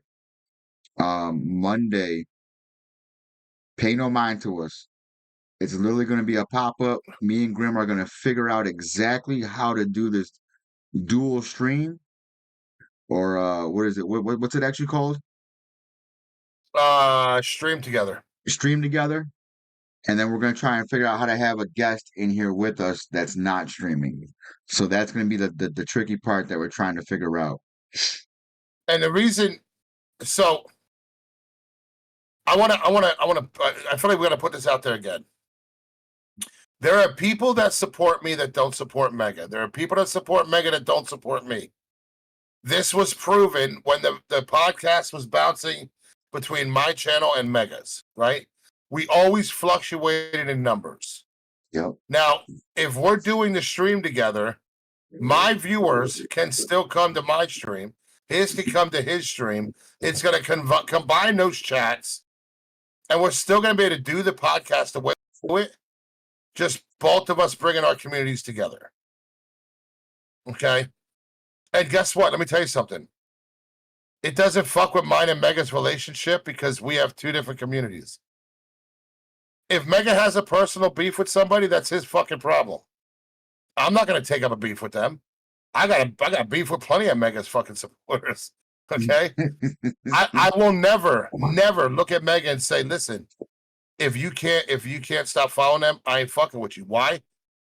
It's not my right to reach in his pocket and take his money. And that's exactly what it is. When you guys have a personal beef with somebody and you run back to your Discord and you're like, oh, so-and-so fucked me over. Okay, you just got fucked over. Okay? That's how the cookie crumbles. I'm not going to stop supporting somebody that didn't do me dirty. Now, I don't know if K-Pig Network is still in here. Okay? But early on in my time meeting K-Pig, there was a big ordeal that took place within the Reapers community.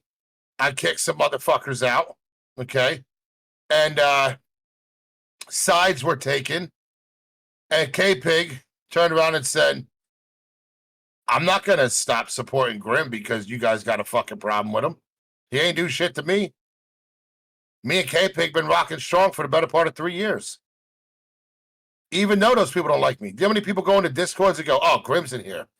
I can't be in this Discord. Bye. Look at him pop up. Look at him pop up now. Yeah. You know what I'm saying? At the end of the day, guys, if you got an issue with somebody, that's your issue. You do not have the right to ostracize other fucking streamers in your Discord because you feel that your Discord should be taking your side.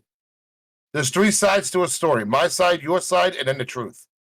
And if you don't want people in your business, keep that shit the fuck out of the eyes of social media. Because once it gets in the eyes of social media, it's going and going and going, and it's out of control. Okay? So keep that as food for thought, guys. I agree. I had similar problems with that too. With when I created my Discord for the first time, and people started joining, they're like, "Oh, so-so's in here." You know, like we had drama from this Discord, and then my exact words is like, "Whatever drama you have in that Discord, you leave it at that Discord. This is a whole different Discord. So whatever drama you have, leave it out there. This is a whole new Discord. It's open for everybody. So regardless of your problems." If it happens in my Discord, okay. But if it doesn't happen in my Discord, leave it out of it. Well, here's my question. Why did y'all forget about the fucking block button? That too. You know what I mean? Like, people, you guys are fucking insane to me. Like, instead of blocking, right, and banning somebody, you'd rather bitch and complain about them. Why are you giving them room in your mind Why are you giving them power over you by you bitching and complaining about them? Just block them, ban them, keep it fucking moving. Tomorrow's a new day. If I run into somebody who doesn't like me, then guess what? Congratulations, you don't like me. Does that mean I give a fuck? Absolutely not. My day's going to keep going the way it did. Right? I say things because, honestly, I'm not afraid of the repercussions. If I feel that as an individual and as a streamer, you're a piece of shit, I will tell you that you're a piece of shit. If you didn't want to hear that you're a piece of shit, you should have came in and said something. It's just how it is. Ask Mega, what was it, 5 months ago? Guy comes in Mega's chat. The only time he ever came into the podcast was to lurk immediately. I banned that motherfucker. Right? Mega goes, did you just ban him? Uh-huh, I did. I don't give a shit. Okay? If you're not going to come in here and get involved, get to know people and interact, and you're just going to come in and lurk every single time, why are you here? Why are you involved? Like, and that's the first time chatters too. You guys piss me off the most. A first time chatter that comes in, exclamation point lurk, I'm going to ban you with so much hostility, it's going to fucking burn your mouse. Okay? How do you know that you could support me if you don't even say hi? If you come in and just lurk immediately, how do you know that you're in a safe place? You don't. But by coming in and hitting exclamation point lurk as a first time chatter, that tells me you don't give a fuck about what I'm doing here. And if you're somebody that only comes into my chat because I have numbers, that tells me that you don't give a fuck about me unless you can get something else from me. It's a prime example when I got the view bots from Envisionable last week. Some people showed up that have not been in my channel in months. But because I had over 300 fucking supposed viewers, I got people popping up from the past like, oh, what's up, man? I'm sorry I haven't been around. No, the fuck you're not. You better save that baby bibbity bobbity bullshit for somebody that believes it, like your fucking piggyback community. Don't bring that shit to me. People don't like honesty, man. I'm telling you. And I'm as honest as they come. I don't give a fuck about nobody's feelings. And that's one thing, Raz. Family, you come into somebody's chat talking about family, you better expect to get fucking roasted. Just straight roasted. I've gotten mad at my mods for banning people before I got a chance to roast them. You come in talking about my family, and I'm going to fucking tear you apart. Mad at. Yeah. I mean, here's something for you guys. My baby mom came into this exact podcast and opened her cock holster. And I told that bitch flat, I will fucking roast you in front of all these people. Open your fucking mouth. Remember that, Mega? Mm-hmm. Open your fucking mouth one more time, bitch. I'll air your laundry like a goddamn wind tunnel. Play with me. I don't give a fuck if my kid's mom or not. You get the business just like everybody else. So keep in mind, guys, you got to be in control of your channel at all times. And that's something I see a lot. I see some streamers out here, you guys allow your mods way too much fucking power, man. It is your channel. Hey, yes, I understand the necessity of mods. You could join us today. But a mod should not be controlling every aspect of your channel. You should have 100% full control. 100%. Your mod should operate under your standards, not theirs. So if I'm modding for Mega and somebody comes into Mega's channel that I don't fuck with, I have no right to ban that person. Okay, here, prime example. Just Kiki came in when we first started. Where was that refresh? Did you see it? I didn't see it. It hasn't happened, right? Let's see. And I call names here, so if you don't like it, eat me. Nope. Oh, look at that. Not in the chat. Not in the chat. Yep. Fucking figures, right? So, again, what's the point? What is the point of hopping into somebody's chat and telling them that you're going to lurk and refresh when that was the last time you planned on lurking? Save the time and energy. Go stick to OnlyFans. Get the fuck out of here. Oh, my bad. Was that over the line? Give a fuck. Anyway. You can say I'm passionate about some shit. You know what I mean? Yo, but it's facts. It's facts. I've experienced it myself. People, when you start growing a crazy amount of time where you start getting viewers that are in 40, 50 range, or even because of 70 to 100 range, and people are not used to that, they do pop up out of nowhere. It has happened to me multiple times, and I'm just like, are you really only here because I have so and such much viewers that you just knows and you want to know what's going on? Or are you really trying to, like, connect with me? And I don't really say it as much, but like I can see it. You know what I mean? And like I call the bullshit out, and I see the bullshit, which is why sometimes I don't really connect with some people, because I can read them like the back of my hand, and you're only here because you see that I have all these people in the stream, and you just want something out of it, and you want to say, hey, hi, and then that's it, and you never see them again. And it's like, I have Firebot. Firebot literally tells me if you're really in there or not. Like, yeah.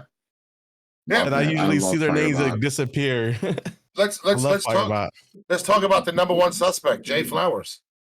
The only time you see that motherfucker is when you got numbers. There's some emotes and he's gone like slut magic. Poof, there he goes. Right? But that's what it takes to be a successful partner here on Twitch. Right? Copy paste your emotes and roll the fuck out. That's clown shit, man. It's clown shit. That's I don't think I've ever gotten a high. Ever. No. He jumps, yo, Jay Flowers, what's up, bro? You're talking to a fucking cloud, dog. Okay? Talking to a fucking cloud. His girl does the same shit. She jumped in my chat right before I banned her, and she's like, oh, Grym, my stomach hurts. I'm like, oh, how's the pregnancy? I got no fucking response. Don't tell me about your stomach then. Stupid. Fucking make me angry.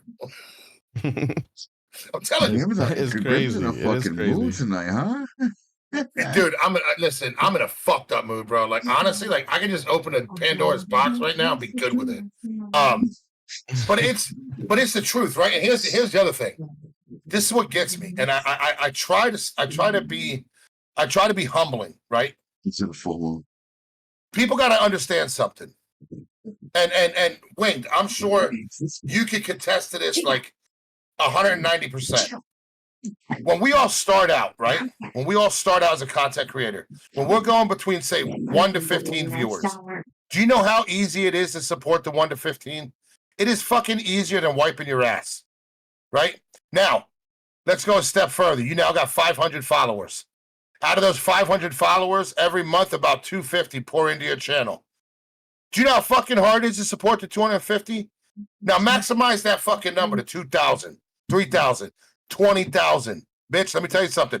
At least 27,000 of you are not going to get seen ever. Okay?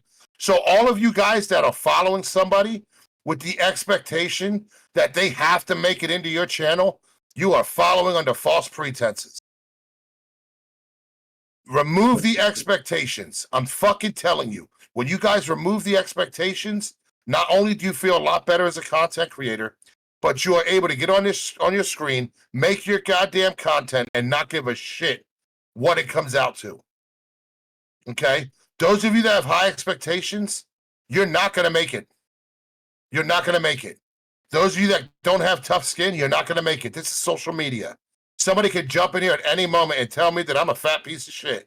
And I could either sit here and cry about it or tell them it's because every time I fuck their mom, it gives me a sandwich. You got to roll with it. Okay? You got to roll with it. Oh, that is true, yo. That is true. You know what I mean? You're in the internet, and you're putting yourself out there. Anybody and their mom can just pop in and just want to be a troll and say some fucked up shit. What are you gonna do? Are you gonna take it? Or are you gonna talk shit back? You know what I'm saying? Like a lot of these people that come through. I mean, luckily for me, I have never came across somebody like that came into my chat and said some crazy shit. I guess maybe one time or two when I play Rocket League, because most of those motherfuckers are toxic anyways, and they'll talk shit. Hey, but welcome they're back. talking shit, Glad and I'm you like, could join us today. Okay, why don't you stream the game? If you're this and that, you're bad in the game, and you're good at the game, whatever. Why aren't you streaming it? I'm streaming it. You know, like, and then they'll come into my chat and they'll see all these people talking in chat. They're like, oh shit. You know, I'm over here talking like I thought this person was a nobody. I come to their chat and they're actually a full-fledged streamer. Oh shit! Let me take it back now. Like those are the people that are hilarious when they come into your chat and they realize You know, you're not just one person streaming to like one or two viewers, and then they get real humbled real quick when the chat just jumps on them. Like, why you talking shit? Like, we see you talking shit in game chat. Now you want to come in the chat?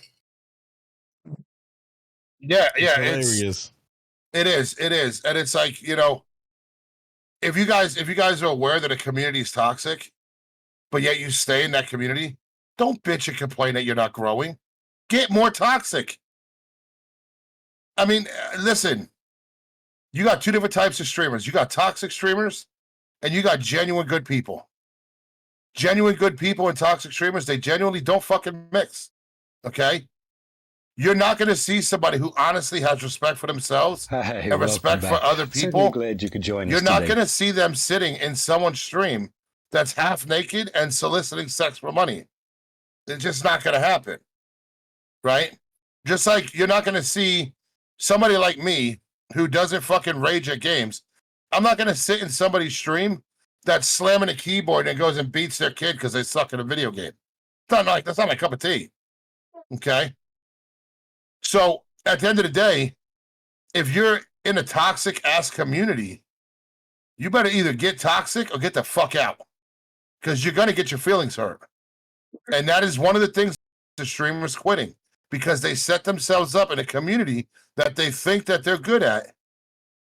When hindsight is 20/20 and you're dog shit, and that community has no issues with treating you like dog shit. You got to find a community that's going to respect the work and effort you put in. Thanks. That's fuck. December 22nd, Ain't Girl. I hate to say it, but I mean, also not even just communities too, even streaming communities and discords. Like I will tell you my little adventure since hitting partner, and everything has been mostly positive. Everybody's like, "Yo, man, I knew you were getting it. Congratulations, this and that." There's one person I went to the stream, and I was expecting them, to be happy because I thought that they were, a friend of mine, right? And I shit you not, the first response this girl said in their chat when I said something was, "How the fuck you became partner before me?" Yeah. And now I swear to God, I unfollowed that motherfucker so fast. I'm like, damn, like that's how you are. Then she was going about, all these partners getting partnered by view bots and this and that, like insinuating that I was doing that.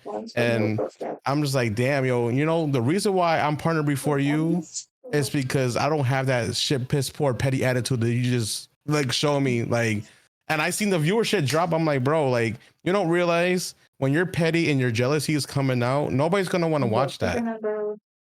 Like not at all. And like, there's a certain community that's like that. They're like petty. They like to talk shit about people and insinuate that they're doing things in the way that they think they are, and they do little subtle low blows or whatever. Hey, welcome back. You want to be partner? You could join us today. Get your act together, because if you're gonna sound jealous or be petty, ain't nobody gonna want to watch your ass. At the end of the day. Jealousy is a fucking stinky cologne, man. See, and I don't even know if you guys noticed this, but anybody in here, if you guys are watching this and have seen anything going on, understand I have Siri bots set up for that stupid ass reason. When those people come in here and they spam these fucking links, okay, that shit don't fly here. Talk about the best viewers on Twitch. Yeah, like dumb shit like that. Those things are everywhere now. I'm like, yo, what the fuck? They really honestly, it's gotten a lot worse over the last 3 months. You could join us today. Yeah, it has gotten worse actually. Listen, my stream last night, we went for I think it was like 7 hours. I must have banned at least 25 of those. Coming in and like it's getting out of control, man. More and more and more. Lola, what's up, sweetheart? It's getting out of control. It really is. It's getting to be a big thing again. It chilled out for like a year almost, it felt like. Yeah. It wasn't a big deal. But now, it's just bullshit. They've been surging for real. And it's crazy. But like at the end of the day, like also I know for a fact that this person never really comes to my streams. Because for one, if you're gonna say that and you're gonna question that, certainly if glad you you could join us today. my stats from when I started Speedstorm to where I'm at now, like you would see like the growth steadily going month per month while I'm getting to know this whole community. Like when I first started streaming Speedstorm, I seen numbers. Yeah, it was a lot higher back then than it is now. But you know, there's a streamer called Defender William. He was the number one streamer of Speedstorm. He was getting 40 to 50 people in his chats. I rated out to him with 40 people. He had 90 people in his shit. I was like, yo, this community's big. Like, you know, if you thought about it that way, I'm like, there's 90 people watching Speedstorm right now with me and him as the both two biggest streamers at the time. And I'm like, okay, I think I can do this. Back. If there's Certainly that many people watching Speedstorm, and then, you know, all the connections I've made throughout, you know, my whole streaming career, I combine that, and you can probably do partnership that way. And that's exactly what I did. I got to know everybody in this community, and I went from having 30, 40 steady to then 50, then 60, then 70. And then everybody started watching me because I also did time trials. People respect time trial videos. So I got my name out there on YouTube and TikToks doing that. And more people started coming in, and I started getting those first time chatters. Hey, I'm watching you because you're really good at the game, and I want to learn how to get better at playing this game. And there's a lot of people that said that, or people coming to my chat. I never heard this game before, but you make it look fun. And that's the biggest thing that you can do is when somebody comes to your channel and said, I've never heard this game, but you make it look like it's fun, or you make it look easy. Yep. All it takes to add a little bit of a twist. You know what's funny, One Wing? I meant to tell you about this, bro. So when I seen you starting your run, I'm like, let me go check this game out. So I downloaded it, and it just sat and sat and sat on my PlayStation. It was like earlier this week, if not, it was either earlier this week or later, the end of last week. My daughter's coming over here and sitting with me, and I'm messing with the games. And I'm like, well, since she's sitting with me, I'll just put this on for her. And she started getting into it. She started getting into all the different characters, and I'm like, oh shit, well, this is dope. Now this is a game that we can play together. And then 2 nights later, the wife caught me playing the game, and she's like, I'm like, what? I'm just trying to rank it up for her. She's like, yeah, sure you are. Yeah, the game is addicting. I will say that, like, once you try it and you actually start like playing with it, I'm like, yo, this is not a bad game at all, which sucks because the company that makes this game is a mobile company, Gameloft. And, you know, Gameloft is all about pay to win mechanics because obviously mobile games are like that. And I look at it to the point where I'm like, yo, if they marketed this game in such a way, or even grab the Mario Kart big streamers to come to this game can be either at Mario Kart peak levels or even bigger than Mario Kart because it's Disney. Disney has a diverse roster and it's so well known. If you look at Mario Kart, people know Mario Kart because everybody knows Mario and Nintendo. But you look at Disney, you got so many franchises, Disney princesses and everything else that they can do. That Disney has a whole cult following in itself. If you would have made this game like Mario Kart and not pay to win, I guarantee you this game with the right advertisement would have been a lot bigger than what it was or what it is. And it's still big. Don't get me wrong. It's a pretty popular game. It's just, you know, people look at it like, you know, who plays this game? But then when you realize there's a lot of people that actually do play this game, it's just not widely spread or widely known because, you know, the advertisement of this game is trash. But here's the back end of that. You're single-handedly building that community, right? Because me and Benism were going to download the game to fuck with you on it until we realized how good you were, right? So Mega got the game, right? Mega started playing it. Here's the thing. What you guys got to understand is when you guys have a committed chat or a committed community, guess what? Some of those members are going to pull up and they're going to fucking play those games because you're playing it. So what you're doing right now, One Wing, is you're taking a game today, right, that isn't vastly known, and you're streaming it. You're making it known to people out there. So in time, it's going to continue to grow and grow and grow and grow. You understand what I'm saying? That is where the success comes in. That is where that feeling of, goddamn, dude, when I joined this game, you know, they had 12,000 followers. And now look at this. 150,000 followers, right? Now, no, you can't say it's all because of you, but I would. Because when you started, it was 12, right? If you're the biggest player there, if you're the biggest face of the game, take all that credit. Fuck those other guys. Pussies. Get better. You know what I'm saying? If number one's a bitch, number two got to step up. And we already established that number one's a bitch, so step up. You know what I mean? Take his credit too. Fuck him. He ain't shit. That We'll is roast true. that bitch. You know what I mean? That is true. And like you guys said, people that watch me that never heard of the game try it out, because as soon as I mentioned it's free to play, they were like, really? I could just download this right now. And I'm like, yeah, you can. And as soon as there's I a seen lot it of was free to people play, I'm like, let's go. I'm saying that's their response. And they downloaded, they tried out, and then they come the next time on my channel, they're like, I tried this game out and now I can't stop playing it. It's like, damn, I can't tell you how many times people have said that in my channel. I'm like, wow, I'm single-handedly giving these people more and more player base than I realize. And it's just because I make the game fun. I mean, I enjoy playing the game at the same time, and that's what helps. Is I enjoy the game that I'm playing, and I'm actually really good at the game. So it goes hand in hand with my personality. And I feel like since I'm so hyped, the game is only like 1 or 2 minute tracks. I can literally hype somebody up, or I call myself the ultimate opportunist because I steal first places like a motherfucker, bro. Like I'm in second place. I'm like, damn, I'm about to lose this. The next thing you know, I do some shit and literally right at the finish line, pass the first place person, and everybody's like, yo, for real? They'll come into my chat like, damn, yo, I had that race.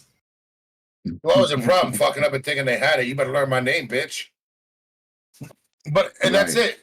Listen, it's not unheard of. It's not unheard of. You can keep going with this. And somebody from Disney Speedstrom can reach out to you and say, hey, listen, we want to sign an exclusive contract with you. We want to pay you X, Y, and Z for you to stream this game this amount of time a week. What do you think? Right? Who else is doing that? Nobody. So when you measure success is in the amount of effort you put into it. When everyone says, oh, there's nothing left after reach a partner, shut the fuck up. You don't know. The question is how much did you strive for after partner? You know, did you get that check mark and just go, oh, time to quit? Why? Just because you're in a game, moves in the game. Certainly glad you could You join know us you're today. good when you're at, and I hate to say his name, he's a fucking douchebag, Tim the Tatman's level, right? Well, Carl on duty is going to give you a Tim the Tatman guy you can run around with. Fucking stupid. Okay, you got Cardi B and all those fucking retards over there. Imagine in a goddamn a game. one-winged angel. Yo, Eraser. You see his hair is flapping in the back with his sunglasses on. Bro, but think about it. How dope would that be to have a fucking one-winged angel Disney character, right? In Speedstrom. It'd be fucking dope as shit. That's something that would never be taken away unless you say some fucked up shit on social media. Then they'll take it away. But until they take it away, other people can buy it and they can be you. Well, not as good as you, but look like you. You know what I mean? It's the ultimate level of respect for your effort. Okay? So the more the fucking story is, if you guys want to reach for big things, you got to be willing to fucking hit the ground running and reach for the big things. You can't just put a little time and energy. Like these people that stream a game for a month and go, this ain't working. Yeah, because you're quitting on yourself. You're quitting it. You're giving up. Give it time.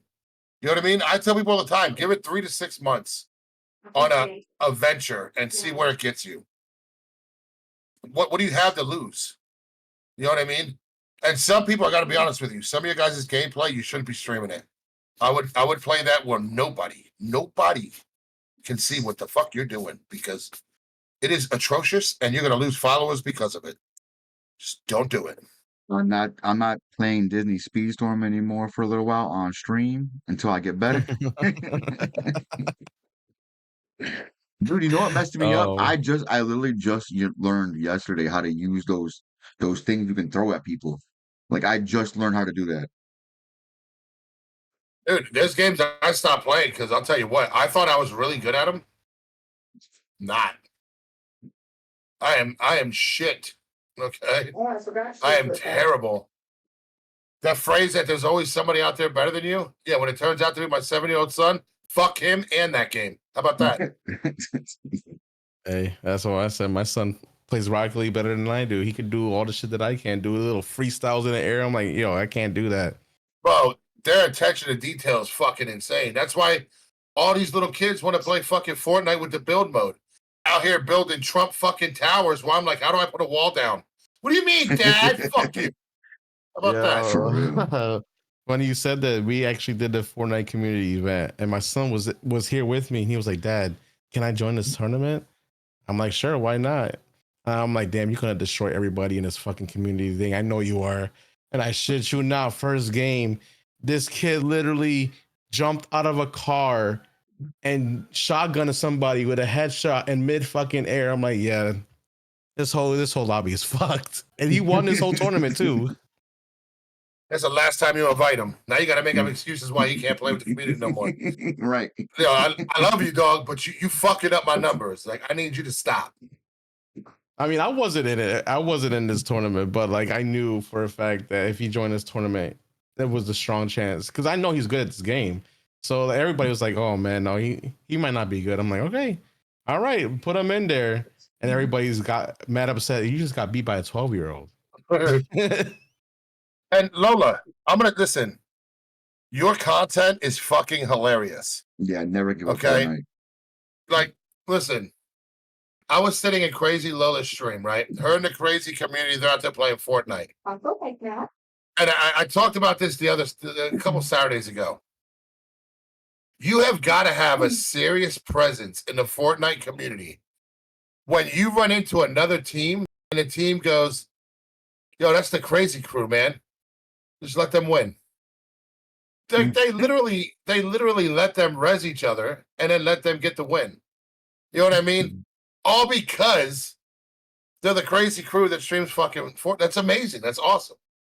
You know what I mean? That is awesome. So it's like, not all content. You don't have to be the number one best player in the world, okay? But it's the content that you make, man. It's the energy you put into it, the excitement, the pizzazz that you put into your content, your channel. That's what's going to attract people. But if you're one of those people that just sits there and you talk like a robot, you barely look at your chat, and on top of that, you shoot at the fucking tree when the guy's standing behind you, you probably should get glasses and not play anymore. You know what I mean?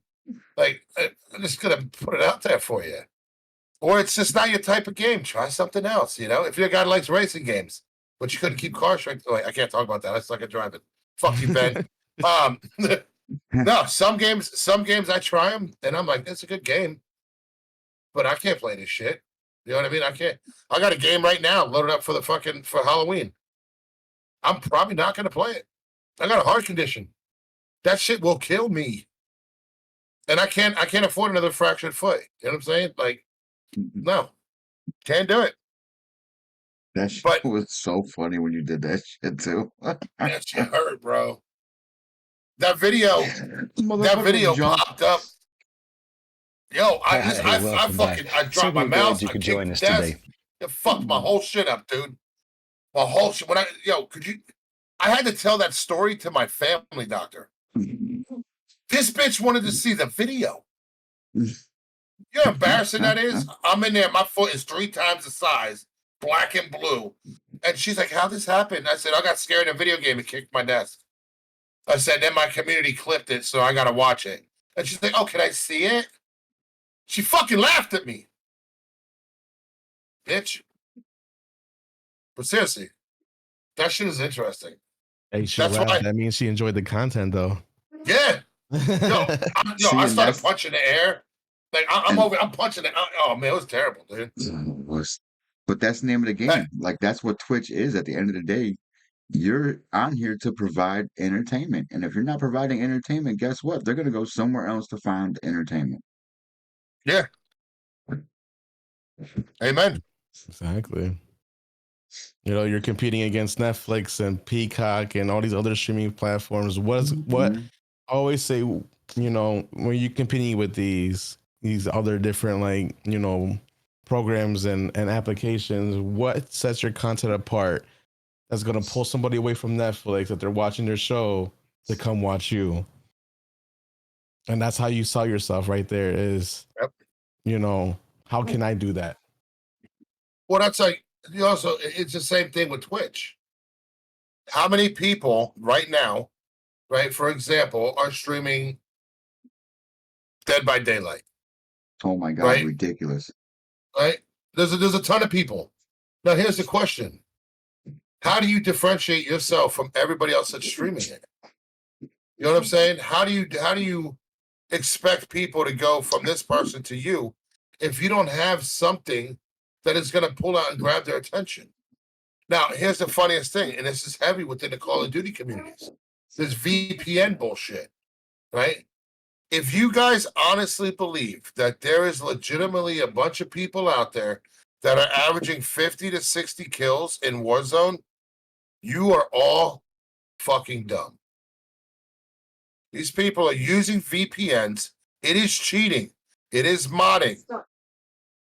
They are playing in servers that they should never even fucking be in. And their opponents, which you can't see, their opponents are lagging so bad that these guys are literally just shooting a standing still target. But on their screen, because their internet's good, it looks like they're full on moving. They're not. It's cheating. And it's in just about every game out there. So you guys have to get something to set you apart. You know what I mean? There's streamers out there that are in full tactical gear playing Call of Duty. They still suck. But I mean, you know, kudos for the full tactical gear. You know, you got ones that do the cosplay streams. I give them credit, man. I don't know if I could get on here and dress and play some video games. I don't know. I don't know if I have the self-respect for that. I would try it if the subs are right. I would do it, but I don't know. It's a little iffy. You know what's funny? Speaking of that, I did my subathon, and the one sub goal was 100K to subs. I have makeup and a dress on for the rest of the stream. I didn't think nothing of it. I didn't think anybody was gonna do it. And somebody in my chat was like, "Wait, 100 gifted subs, and you'll be in a dress and makeup right now?" And I was like, "Yeah." I can't have two. And the motherfucker dropped, boom, like he said, "Get your ass out this dress now." I'm like, "Wait, what?" Like I was not expecting it at all. And I'm like, "Yo, people, if people want to see something, they will." If they got it, they will do it. And I'm like, damn, man. Hey, I should welcome not. back. I Certainly was glad you could I should join us never today. underestimate. Yo, welcome in, Snake. Listen, the biggest mistake I ever made. Okay. Yo, So I went out and I thank bought you so much for that raid, bro. I bought a 12-pack Miller Lite bottles. And my stupid ass put them bitches in the fridge, right? Fired up my stream that night, and I said, for every 5 gifted subs, I'll chug a beer. Guy that I've been playing Xbox with for fucking years goes, "Wait, Grym, you stream?" I said, "Yeah." He goes, "Really?" I said, "Yeah, why?" He goes, "What are you playing tonight?" I said, The Crew 2. He goes, "Oh, okay." So I jump in and it's up on the top of the screen. Every 5 gifted, I'll chug a beer. He goes, "Are you really gonna do it if someone drops 5?" I said, "I have to." The piece of shit dropped 100 gifted fucking subs. Do you know how hard it is to chug 12 ice cold beers out of a bottle? It was the most painful thing I've ever engaged in my life. Damn. I'll never do it again. I'll never do it again. What gets me though is these ones that are like, for 3 gifted subs, I'll do a shot, but they got no camera. Like, what? I want to see it. You know what I mean? Like, I want to. What do you mean? Or they got a VTuber, and the VTuber, like, because the head's going back. Oh, they did the shot. No, they didn't. No, they didn't. We need proof, man. You know, brother, got to show some love. I hope your night is going great. Yo, Snake, what were you playing, man? What were you up to, bro? It's good to see you, homie. So here's something I wanted to ask you. Out of your time on Twitch, have you had a situation that literally took your heart, that was just something that you never thought you'd experience, in a good way, not a bad way, that made you realize the impact that you have on your community?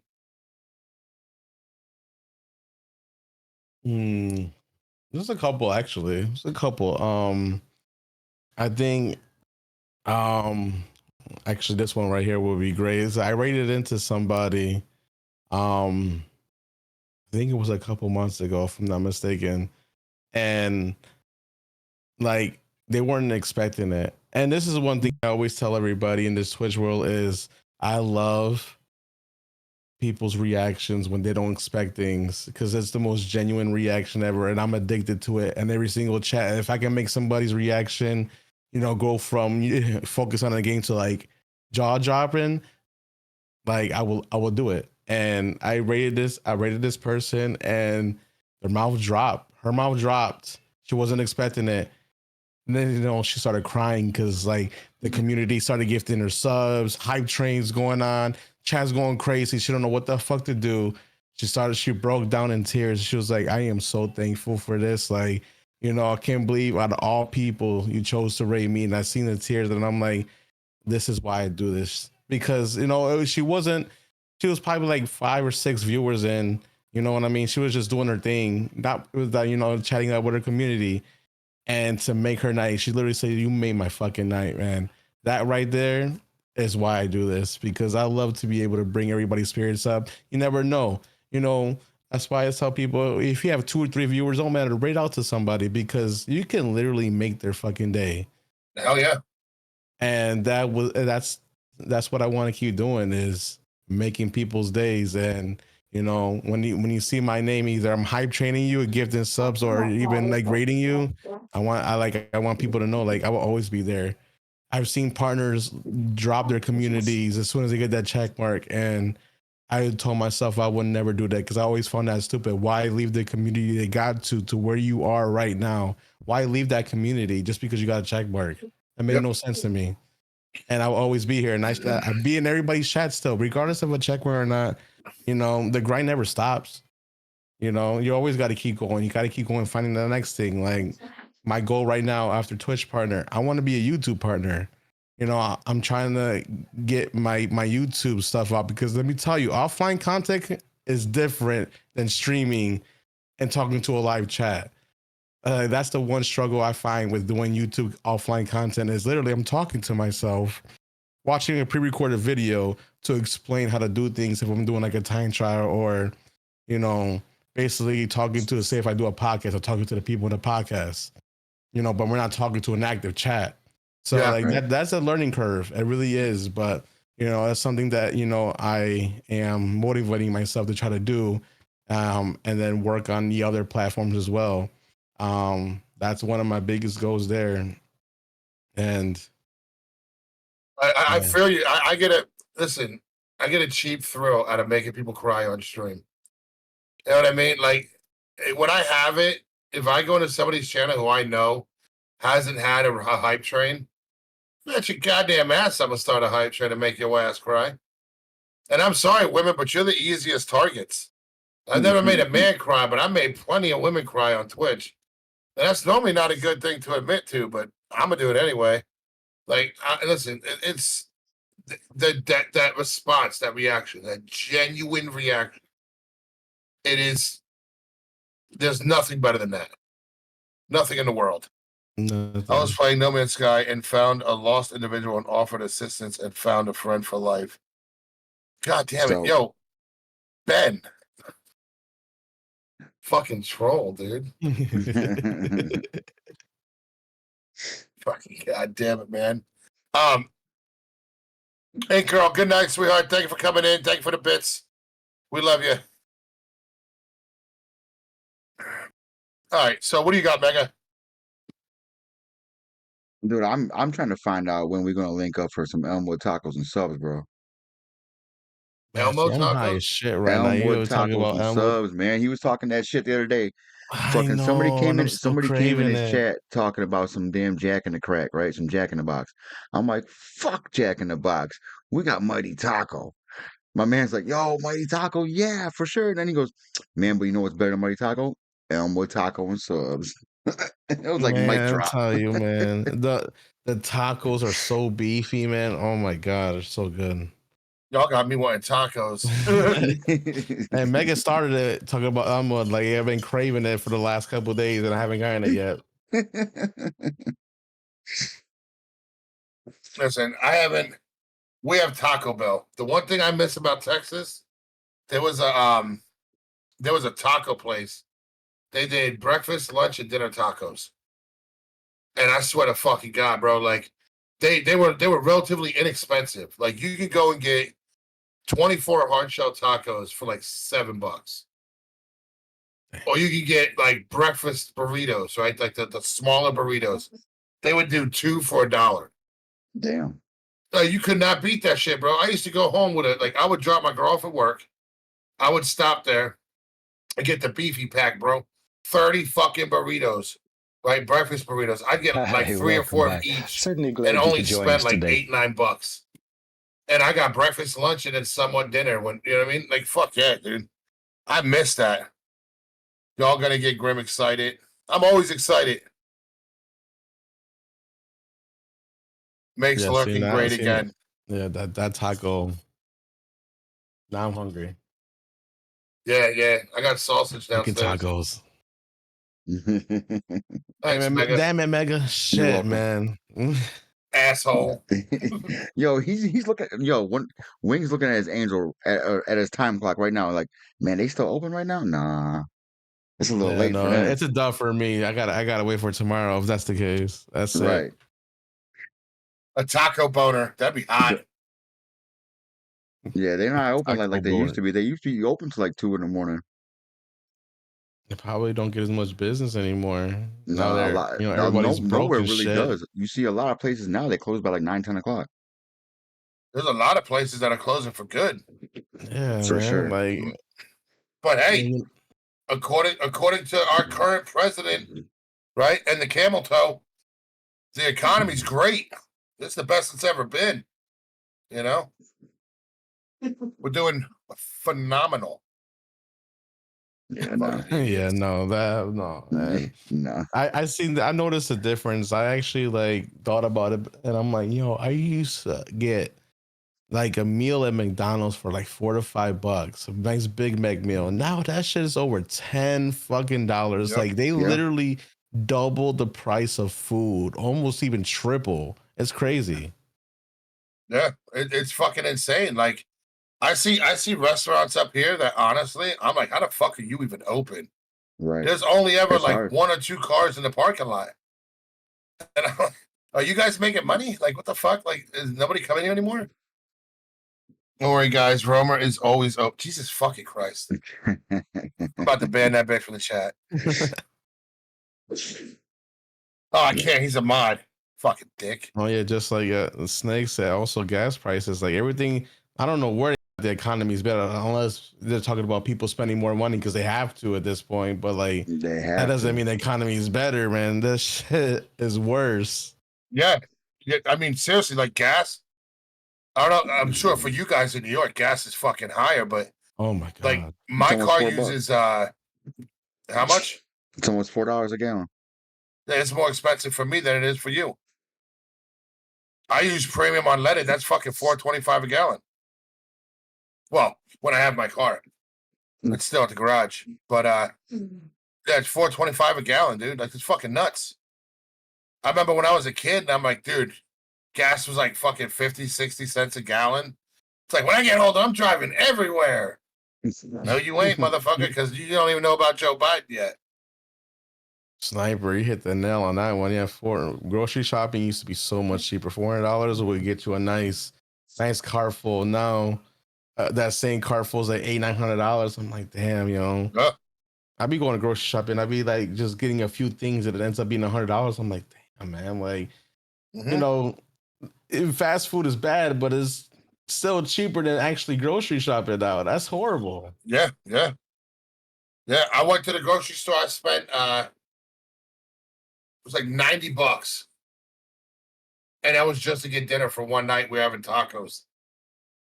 Like that shit's insane, dude. It's the price of shit is outrageous. It's look at eggs. Look how much the price like a carton of eggs here is like fucking almost $3.75 for a dozen eggs. Ground beef used to be the cheapest thing you could get. Now it's sausage. Ground beef went from, I think it was I used to be able to get a 5-pound thing of ground beef for like $15. That shit's now $22. Yeah. As to I could get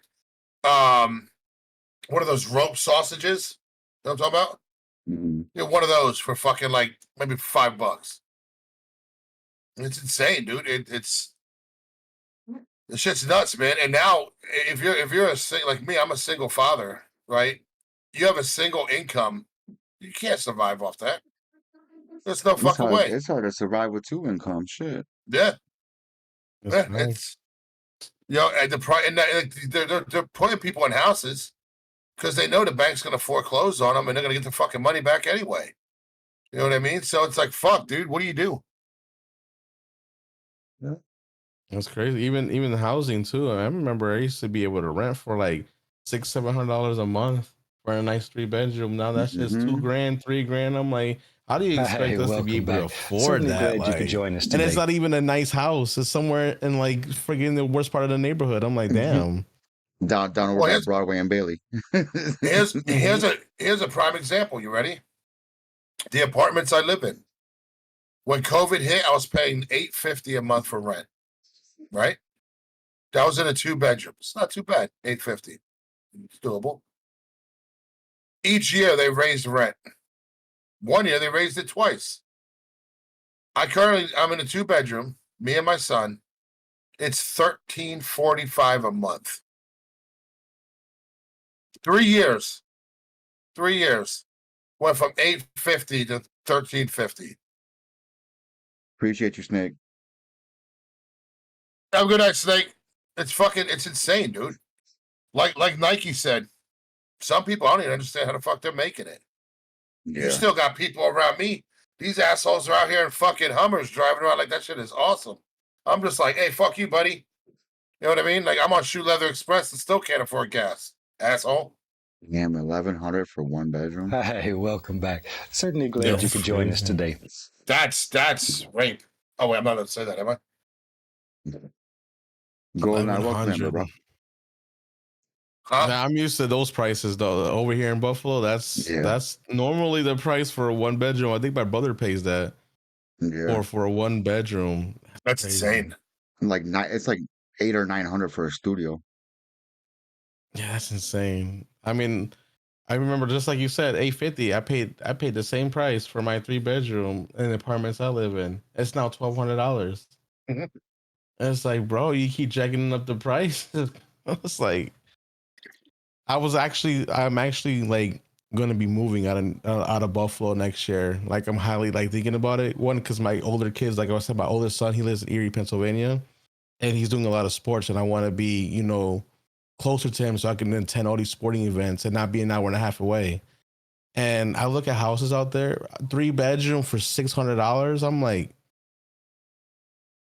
as a financial aspect, I think, this is a smart move. I could be closer to my other older kids and pay almost less. Hey, welcome back. Certainly glad you could join us today. Well, here's the thing. You want to get a decent price place here in PA, you got to move into the ghetto. You can get a 5-bedroom house in Reading. There's 2 guarantees. The landlord's going to suck and the crackhead's going to shit on your car. If you can deal with that, there's a $600 5-bedroom place. If you're trying to live somewhere where the fucking gangbangers aren't shooting shit up 24/7, you're paying fucking out the ass. You know what I mean? And as a single father with a son, no, fuck no, dude. I can't put my kid in that situation. You know what I mean? You gotta be smart about that shit, man. The way shit is nowadays, and it's like the gangbangers and shit, it's moving. They're moving territories now. They're getting closer and closer and closer to the comfortable living areas. I mean, shit. I live in Kutztown, Pennsylvania. It's college land. I live right next to Kutztown University. The whole time I've been up here, the worst thing I ever heard about was somebody tried to rob the scrapyard. Okay, last year there were 2 students gunned down right down the street from my apartment. So in a 3-year period, We went from somebody stealing scrap metal to now people getting shot. It's fucking insane, man. Times are crazy here now. Yeah. No matter where you are at this point, you know, like stuff can get to where you are nowadays. Mm-hmm. You can live in a rich area or not. It can still happen. Yeah, Roadrunner.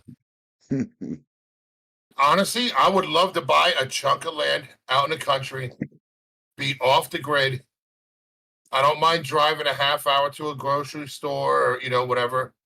But I don't want to be able to fucking see my neighbors, man. You know? If I fucking fart in my fucking house, I don't want my neighbor to go, I can smell that. You know, I wanna be able to do my thing, man, and make some fucking noise. I agree. It's quiet. It's nice not hearing sirens every day and, you know, being in a situation where you're afraid to walk down the fucking street to go to a store because you might get robbed or whatever. You know, I mean, society as a whole, look at it. Public gatherings, like how most of these people are so quick to jump up and go to concerts. With the amount of shootings at concerts, it's like, dude, what is the point? You know, I'm paying $500 for front row tickets. I might be the first person the sniper's gonna hit. Like, I'm gonna get in the back. Can't trust people no more. It's true. My dream house is in the country because of that point alone. I don't want to be next to people, and I want to have a big plot of land. If I want to do a fireworks show, I could do a fireworks show without pissing off the neighbors. Yep. Right. Yeah. If you want to have a big ass fire pit in your yard, you could do that. You know what I mean? Like, you want to be able to live your life and not have other people bitching about what you're doing. Exactly. That's the other thing. Like over here by me, you know, I drive to the local stores, and I mean, you see a lot of this open land is being filled up with fucking $400,000, $500,000, $600,000 houses, and I'm over here like, who the fuck you think is gonna buy those? You know what I mean? People are downsizing. I ran into a guy when I was looking for vehicles. He was selling it was a 2012 or 2013 Cadillac Escalade, 32,000 miles on it. He was selling it for like $3,000 just to get rid of it because he had to downsize. He had all the maintenance papers on it, fucking stereo system, the TVs all throughout for the kids. This thing was hooked up to the nines. And he's like, yeah, he said, our HOA is making us get rid of vehicles. I'm like, God damn, dude, like, you got to downsize, got to get rid of shit. Like, it's affecting everybody. You know, obviously the ones that have that financial comfort right now, they're taking a lot less of it. But the lower class people, it's fucking ripping us apart, man. Sure. What the fuck am I watching? I have no idea. I look over and it's Fortnite. Went from Warframe to Fortnite. You know me, I'm on my support game. Always on my support game. Always 24/7 on Twitch. I don't support when I'm streaming though. I tend not to. Maybe I'll pull someone up, but most of the time, no. I'm like, this is my time. I'm on my time. Sorry. I do, because if it's like One Wing, Holy FX, I'll shout them out in my chat. I don't mind. If I can turn more people over to their channel to see, you know, learn something. Like I said, I can teach you how to be an affiliate, but I can't teach you how to be a partner. But I know one that can. So if I'm chatting up with everybody and I'm like, yo, you want to know somebody you can learn to be a partner from? Go check out this person. Boom. Shout out One Wing Angel. Shout out Ryambi. Andy Havoc, right? It's Bubbles. Send people that way. Go check them out. I don't mind. It's a difference between being selfish and selfless. You know what I mean? I don't. It ain't gonna hurt me. I mean, it will, but you know, I'd rather people be able to reach their goals and be able to be successful. Exactly. I mean, my philosophy, I feel like, you know, my philosophy is, you know, you can really grow together if you have like-minded individuals. If you have the same mindset and the people that you connect with have the same mindset. They know exactly what it takes to get to where you are, and you can literally help everyone around your circle win if you do it the right way. The funniest thing is when a partner Certainly says, glad you could join us today. when somebody says, when I hit partner, we're all eating at the same table. Then you realize there's the pay table and then everybody else is at the kiddie table. Right? And the kiddie table's told to shut up. Like, we don't want to hear you. We're talking over here. That's mostly what you see. You know what I mean? And there's a select handful of partners that I fuck with that are not like that. There's a handful of partners who they genuinely are the same person they were before the check as they are after. And I'll continue to rock with those partners, man. It's not hurting me at all.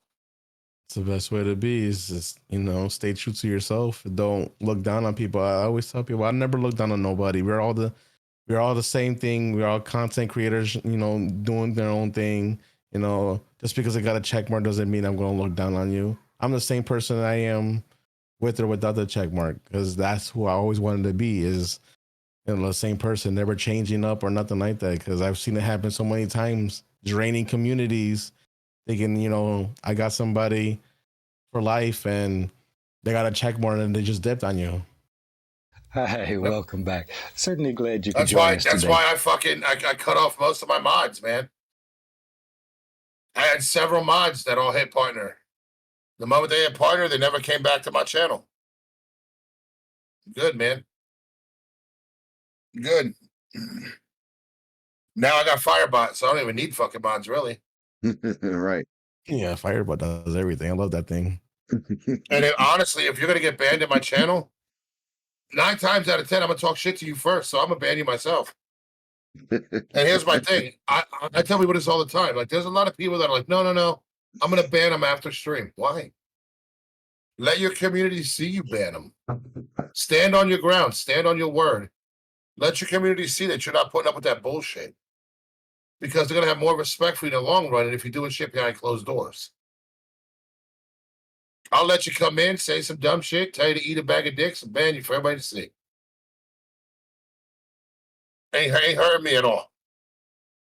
Well, I mean, it does, because as you know, you have people that take sides.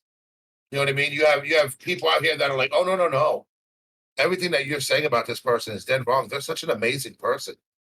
Oh, really? How many times that amazing person go to your fucking channel? Yeah, shut the fuck up. You can get banned too. And I get it. Like, I don't expect people to pop in my channel 24/7.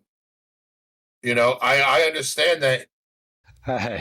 When I was before I hit the 1K mark, yeah, I did a lot of supporting, man. I jumped in with a lot of people.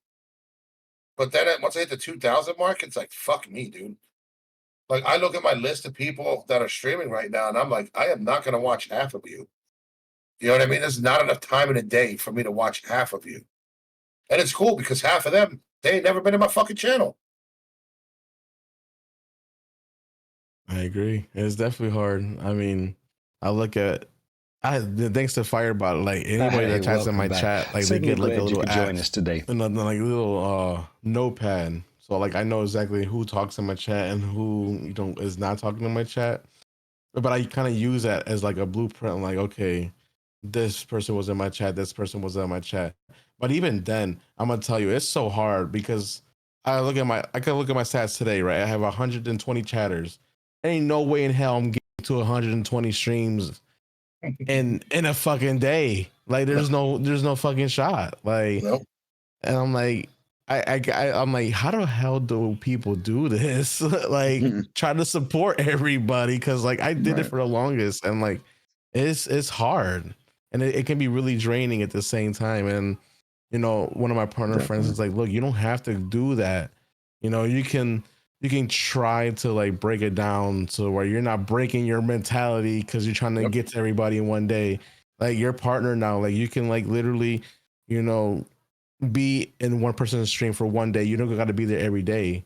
Just that one time mean the world to them, and they understand that you gotta break it down and give people equal time and equal attention.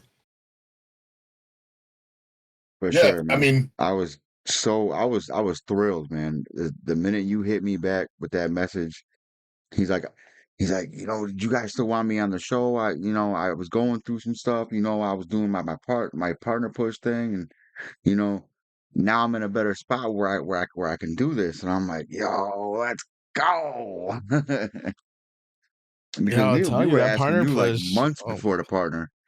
I know, and like I just got focused on this partner thing, and I literally breathe and live Twitch 24/7, getting to know more people, trying to show love to the people that show me love, and I didn't realize until after I hit partner, and I'm like, holy shit, I didn't realize how much I did, because I don't know if you guys know, like this whole partner push was literally a whole World Cup tournament that was happening in Speedstorm, this whole push. And I'm like, I'm practicing for these races, I'm supporting you on Twitch, I'm still taking care of the kids, I'm still working at the same time, and trying to jumble all that in 2 to 3 months while trying to make sure that I'm still doing my thing on Twitch, and trying to keep my numbers, or trying to make sure I'm supporting the right people, and that shit destroyed me.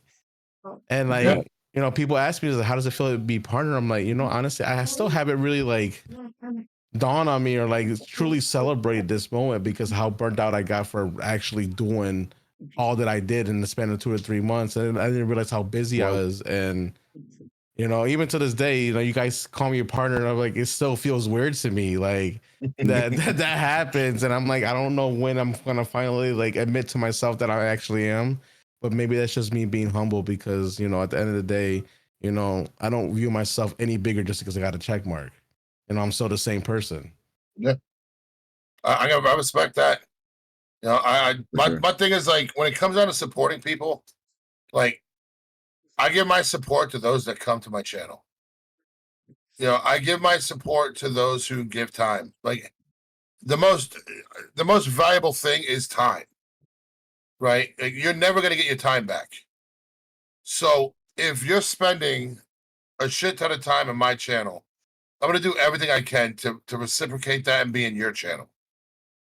Now, we're talking about seeing people to chat, right? What I like to do is when people come into my chat, I'll click on their name, right? In the chat bar. And it's funny how you'll see people who have been following you since 2019, 2020, but they've only spoken 32 words in your channel, right? And it's like, you've been following me for the better part of 4 years and only found 32 things to say, you know? And in my head, it registers lurk bounce the 32 times that you came in 4 years. You know what I'm saying? To me, that's not much effort. So am I gonna show effort to get in your channel every time? No, I'm not. And if you're somebody that streams every single day, sorry, not sorry. I'm not gonna be in your channel every day. There's other people I gotta get out, I gotta show love to, I gotta show support to. There's other things going on. You're not the center of Twitch. Mhm. And people don't like that shit, man. People don't like to hear it, they don't like to see it. There's people that are like, oh my God, my viewership should be so much higher. Why? What are you doing to Because make it higher? that's the expectations. Hmm? You expected people to show up to you just because you show up to theirs, and then you just gotta stop doing that shit altogether. There's certain people, like Mr. Misfit. When me and Ben did that push for partner, Mr. Misfit rocked with us every fucking night. This man's working in the middle of having another baby, and he's in there rocking hard every fucking time we went live. So yeah, I try to catch as many of his streams as I possibly can. I miss him, right? I miss him, but if I can get in there, I get in there. At the end of the day, there's people that pop in my channel that I see once every 4 to 6 months. So naturally, it's hard for me to keep an eye out for your streams when I got people that pop in almost every time I go live, even if it's just to stop in and say, yo, just want to say what's up, man. Hope you have a good stream. If you're doing that two times a week, yeah, I'm gonna try to get in your streams more and say what's up.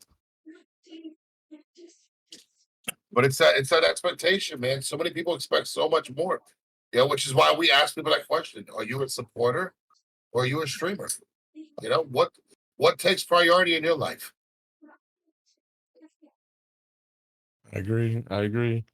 That's why I like to have a set schedule because I know I go live this day, this day, and I can support on my off days, or even on the days that I do stream, I still support. You know what I mean? And it's better to do it that way. You know, I don't like streaming every day, and I give kudos to people that do stream every day. I can't do it because I can't support that many people from streaming every day. You know what I mean? Like, and if you really want to grow, you really got to put yourself out there and actually, you know, make connections with people. I mean, you can't just expect to go live and then you'll have 200 viewers in your chat. Like that's that's unrealistic. Yeah. I mean, here, Sir Nike Knight. Sir Nike Knight's been rocking with me for a while. Both of us. I do lurk a lot though, but I love this podcast. I use this to make my stream better. Bro, listen, there's so many people out here in Twitch who are putting out false information, right? They're putting out information to teach the masses how to better support them, right? How to better lift up their content. With this podcast, me and Mega, one of the main things that we wanted to never lose sight of was the fact that we want people to know how to better support themselves. Stop looking to the guy next to you to build and grow your channel. Be that guy. Go out there, get your name, son, get your content out there and grow. And this is how you do it. And if one person takes that information and they rock with it, fucking they right, man. We did a good job. But the sad part is, there's some people that have been in this podcast fucking almost every time, and they still don't follow that information. They still come at me like, "Yo, Grym, can you how do I get my name out there?" I don't know. Maybe pay attention, you know? Open your ears. And it sucks because it's like these people in my head, the way it registers is you care more about your own shit than you do other people's. You know, you want to be a successful streamer, you got to give a fuck about your supporters more than yourself. It's just how it works. It's a fact. I mean, you know, I always say, you know, how can you expect people to pop in your streams if they don't even know who you are? Like, you know, you gotta put yourself out there. You know, also, you know, try to make clips and content outside. Like for me, you know, I didn't really think my YouTube videos would, you know, do anything, but I literally get comments like, "Hey, I love your YouTube videos. I learned how to, you know, do this time trial better because I'm watching your videos." When I get comments like those, that makes me want to keep doing it because people actually are watching it and, you know, they are literally getting better and they're thanking me for it because I'm the reason why they are performing that way and they actually look out for my content. And, you know, I always say, you miss 100% of the shots you don't take or you don't make. Definitely try to find what works for you because you're never gonna find out if you're just playing Fortnite 24/7. You know, maybe you never know. Animal Crossing might be your thing. Like I said, I never would have thought I would make it as a kart racer streamer. You know, that's something that I said, you know what, let me try this.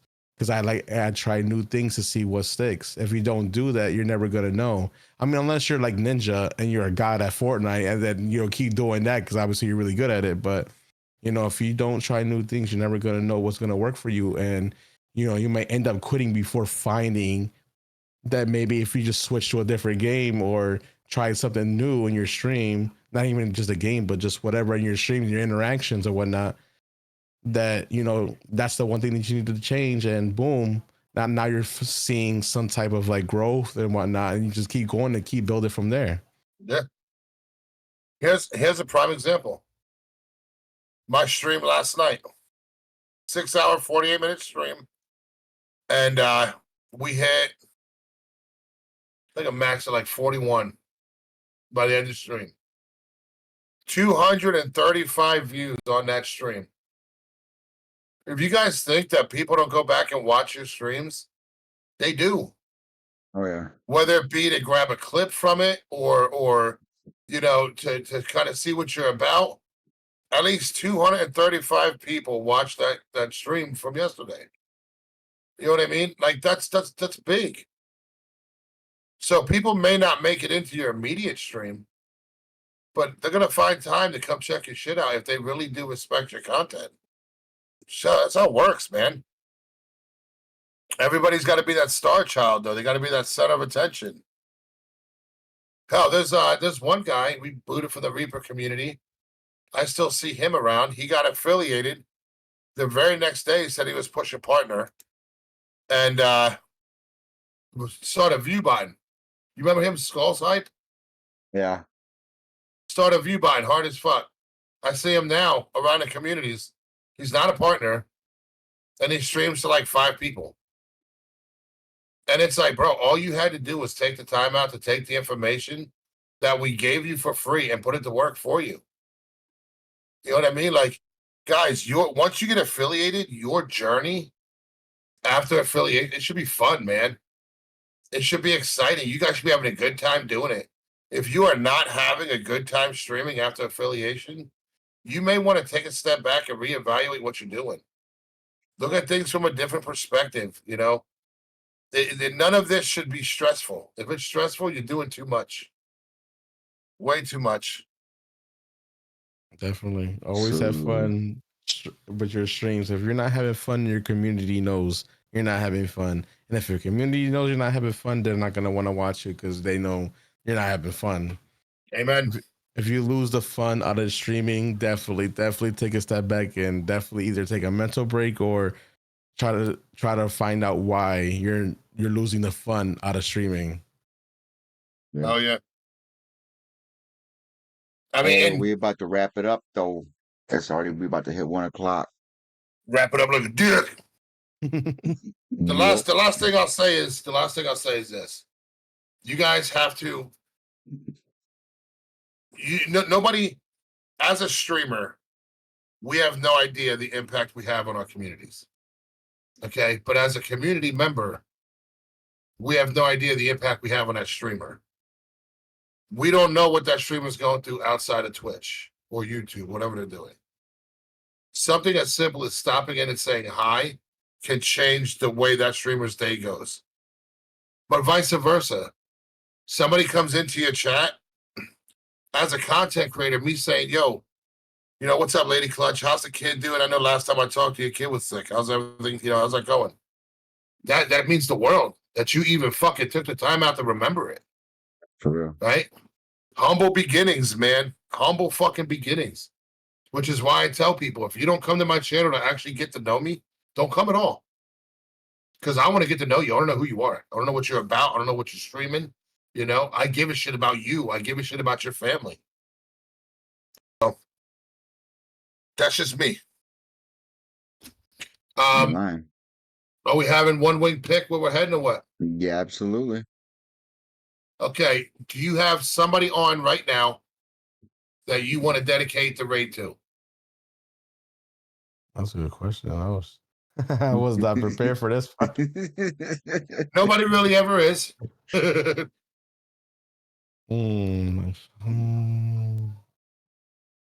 But I will get my outro out of the way, guys. As I always say at the end of every stream, stay happy, stay healthy, stay humble, guys. Never let nobody tell you guys you don't matter. Keep your head up, keep moving forward. You guys are all amazing in your own right. I love and appreciate every single one of you guys that takes your time out to come to both my channel and the Mega's channel. We both take a lot of pride in the content that we put out here on this platform. So from the bottom of my heart, thank you guys. I love you guys, and I will catch you guys at the next one.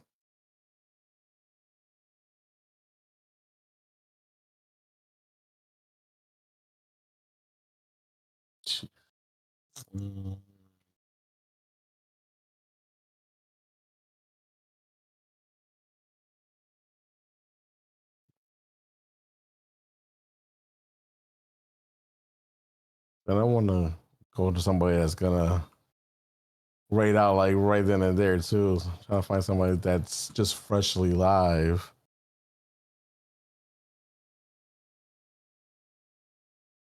That happened last week with Hey, fucking. welcome back. Certainly glad What's you could up, join us Redneck? today. Welcome in, bro. That happened last week with our guests. The minute we started the raid, they were raiding out. That's Yeah, the worst. it goes further than that. If you're not having a good time playing a game, you've missed it. Here's the other thing: if you guys are mad, don't even stream. Definitely, even it's gonna stream. ruin your whole mood. I Whole learned that vibe. lesson the hard way. Well, I didn't learn shit. I was blacked out drunk. Bouncer collide. I had to go to the hospital the next day because I tried to hug my garbage can. That was a good night. I mean, I know this guy, even though he's been live for an hour 57 minutes. I know he stays on pretty late at night. He's the nighttime streamer I watch. I don't know if you guys know him. His name is Solo Sky. Nope. I don't think so. Can you type Is it it- out is it- and can you type it in chat for me? Yeah. Just so I can Okay. copy it the right way. Time to meet another person. All right. There you go. He's a good dude. I think he's pushing for a partner. I don't know. He don't really talk about it, so I don't know if he is or not. But he's from the Turn Up Squad. I've known him. He's always come to my streams. He's a good dude, and he talks pretty spicy. So I mean, you might definitely like that. Right. Guys, before we do raid, just remember, if anybody in chat wants to be on the show, if you guys want to get in here, if you guys want to share your content, your community, your thoughts, and your feelings, I am ROA Mr. Grym, the man up to my top left that's mega mediocre. Message one of us, let us know. We will schedule a time for you guys to get you guys on the show. There's really no rules or stipulations, as you could tell.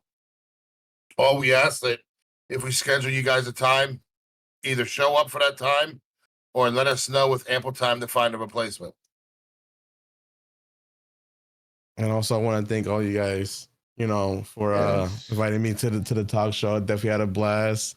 I Glad. could talk to you guys' ears off. So, I Nah, appreciate you man, you're guys good. giving me the time. We could Of do this shit course, for man. We hours, love it. bro.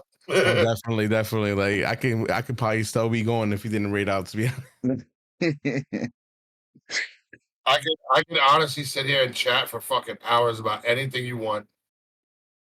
Definitely. I love talk shows. Like, even though I don't do them on my streams, I always feel like maybe one day I should, because like I feel like, being able to talk to the community and stuff like that is amazing. Which is why I always do like a just chatting in the beginning, just because I know like when you get on the game, it's kind of hard to focus on chat, so it's kind of easy to do it in the beginning, get all your highs, and talk about your day and whatnot. Hey, if you guys can copy that raid Say hi. message Say so hi. that people know where you're coming from and why we're coming there, we'd greatly appreciate it, guys. Please be sure to stick around for the raid. We're about to raid out right now. Thank you guys all for coming. Definitely a lot of love, a lot of appreciation. See you guys next week. What's wrong? Huh? What's wrong? You all right? Oh.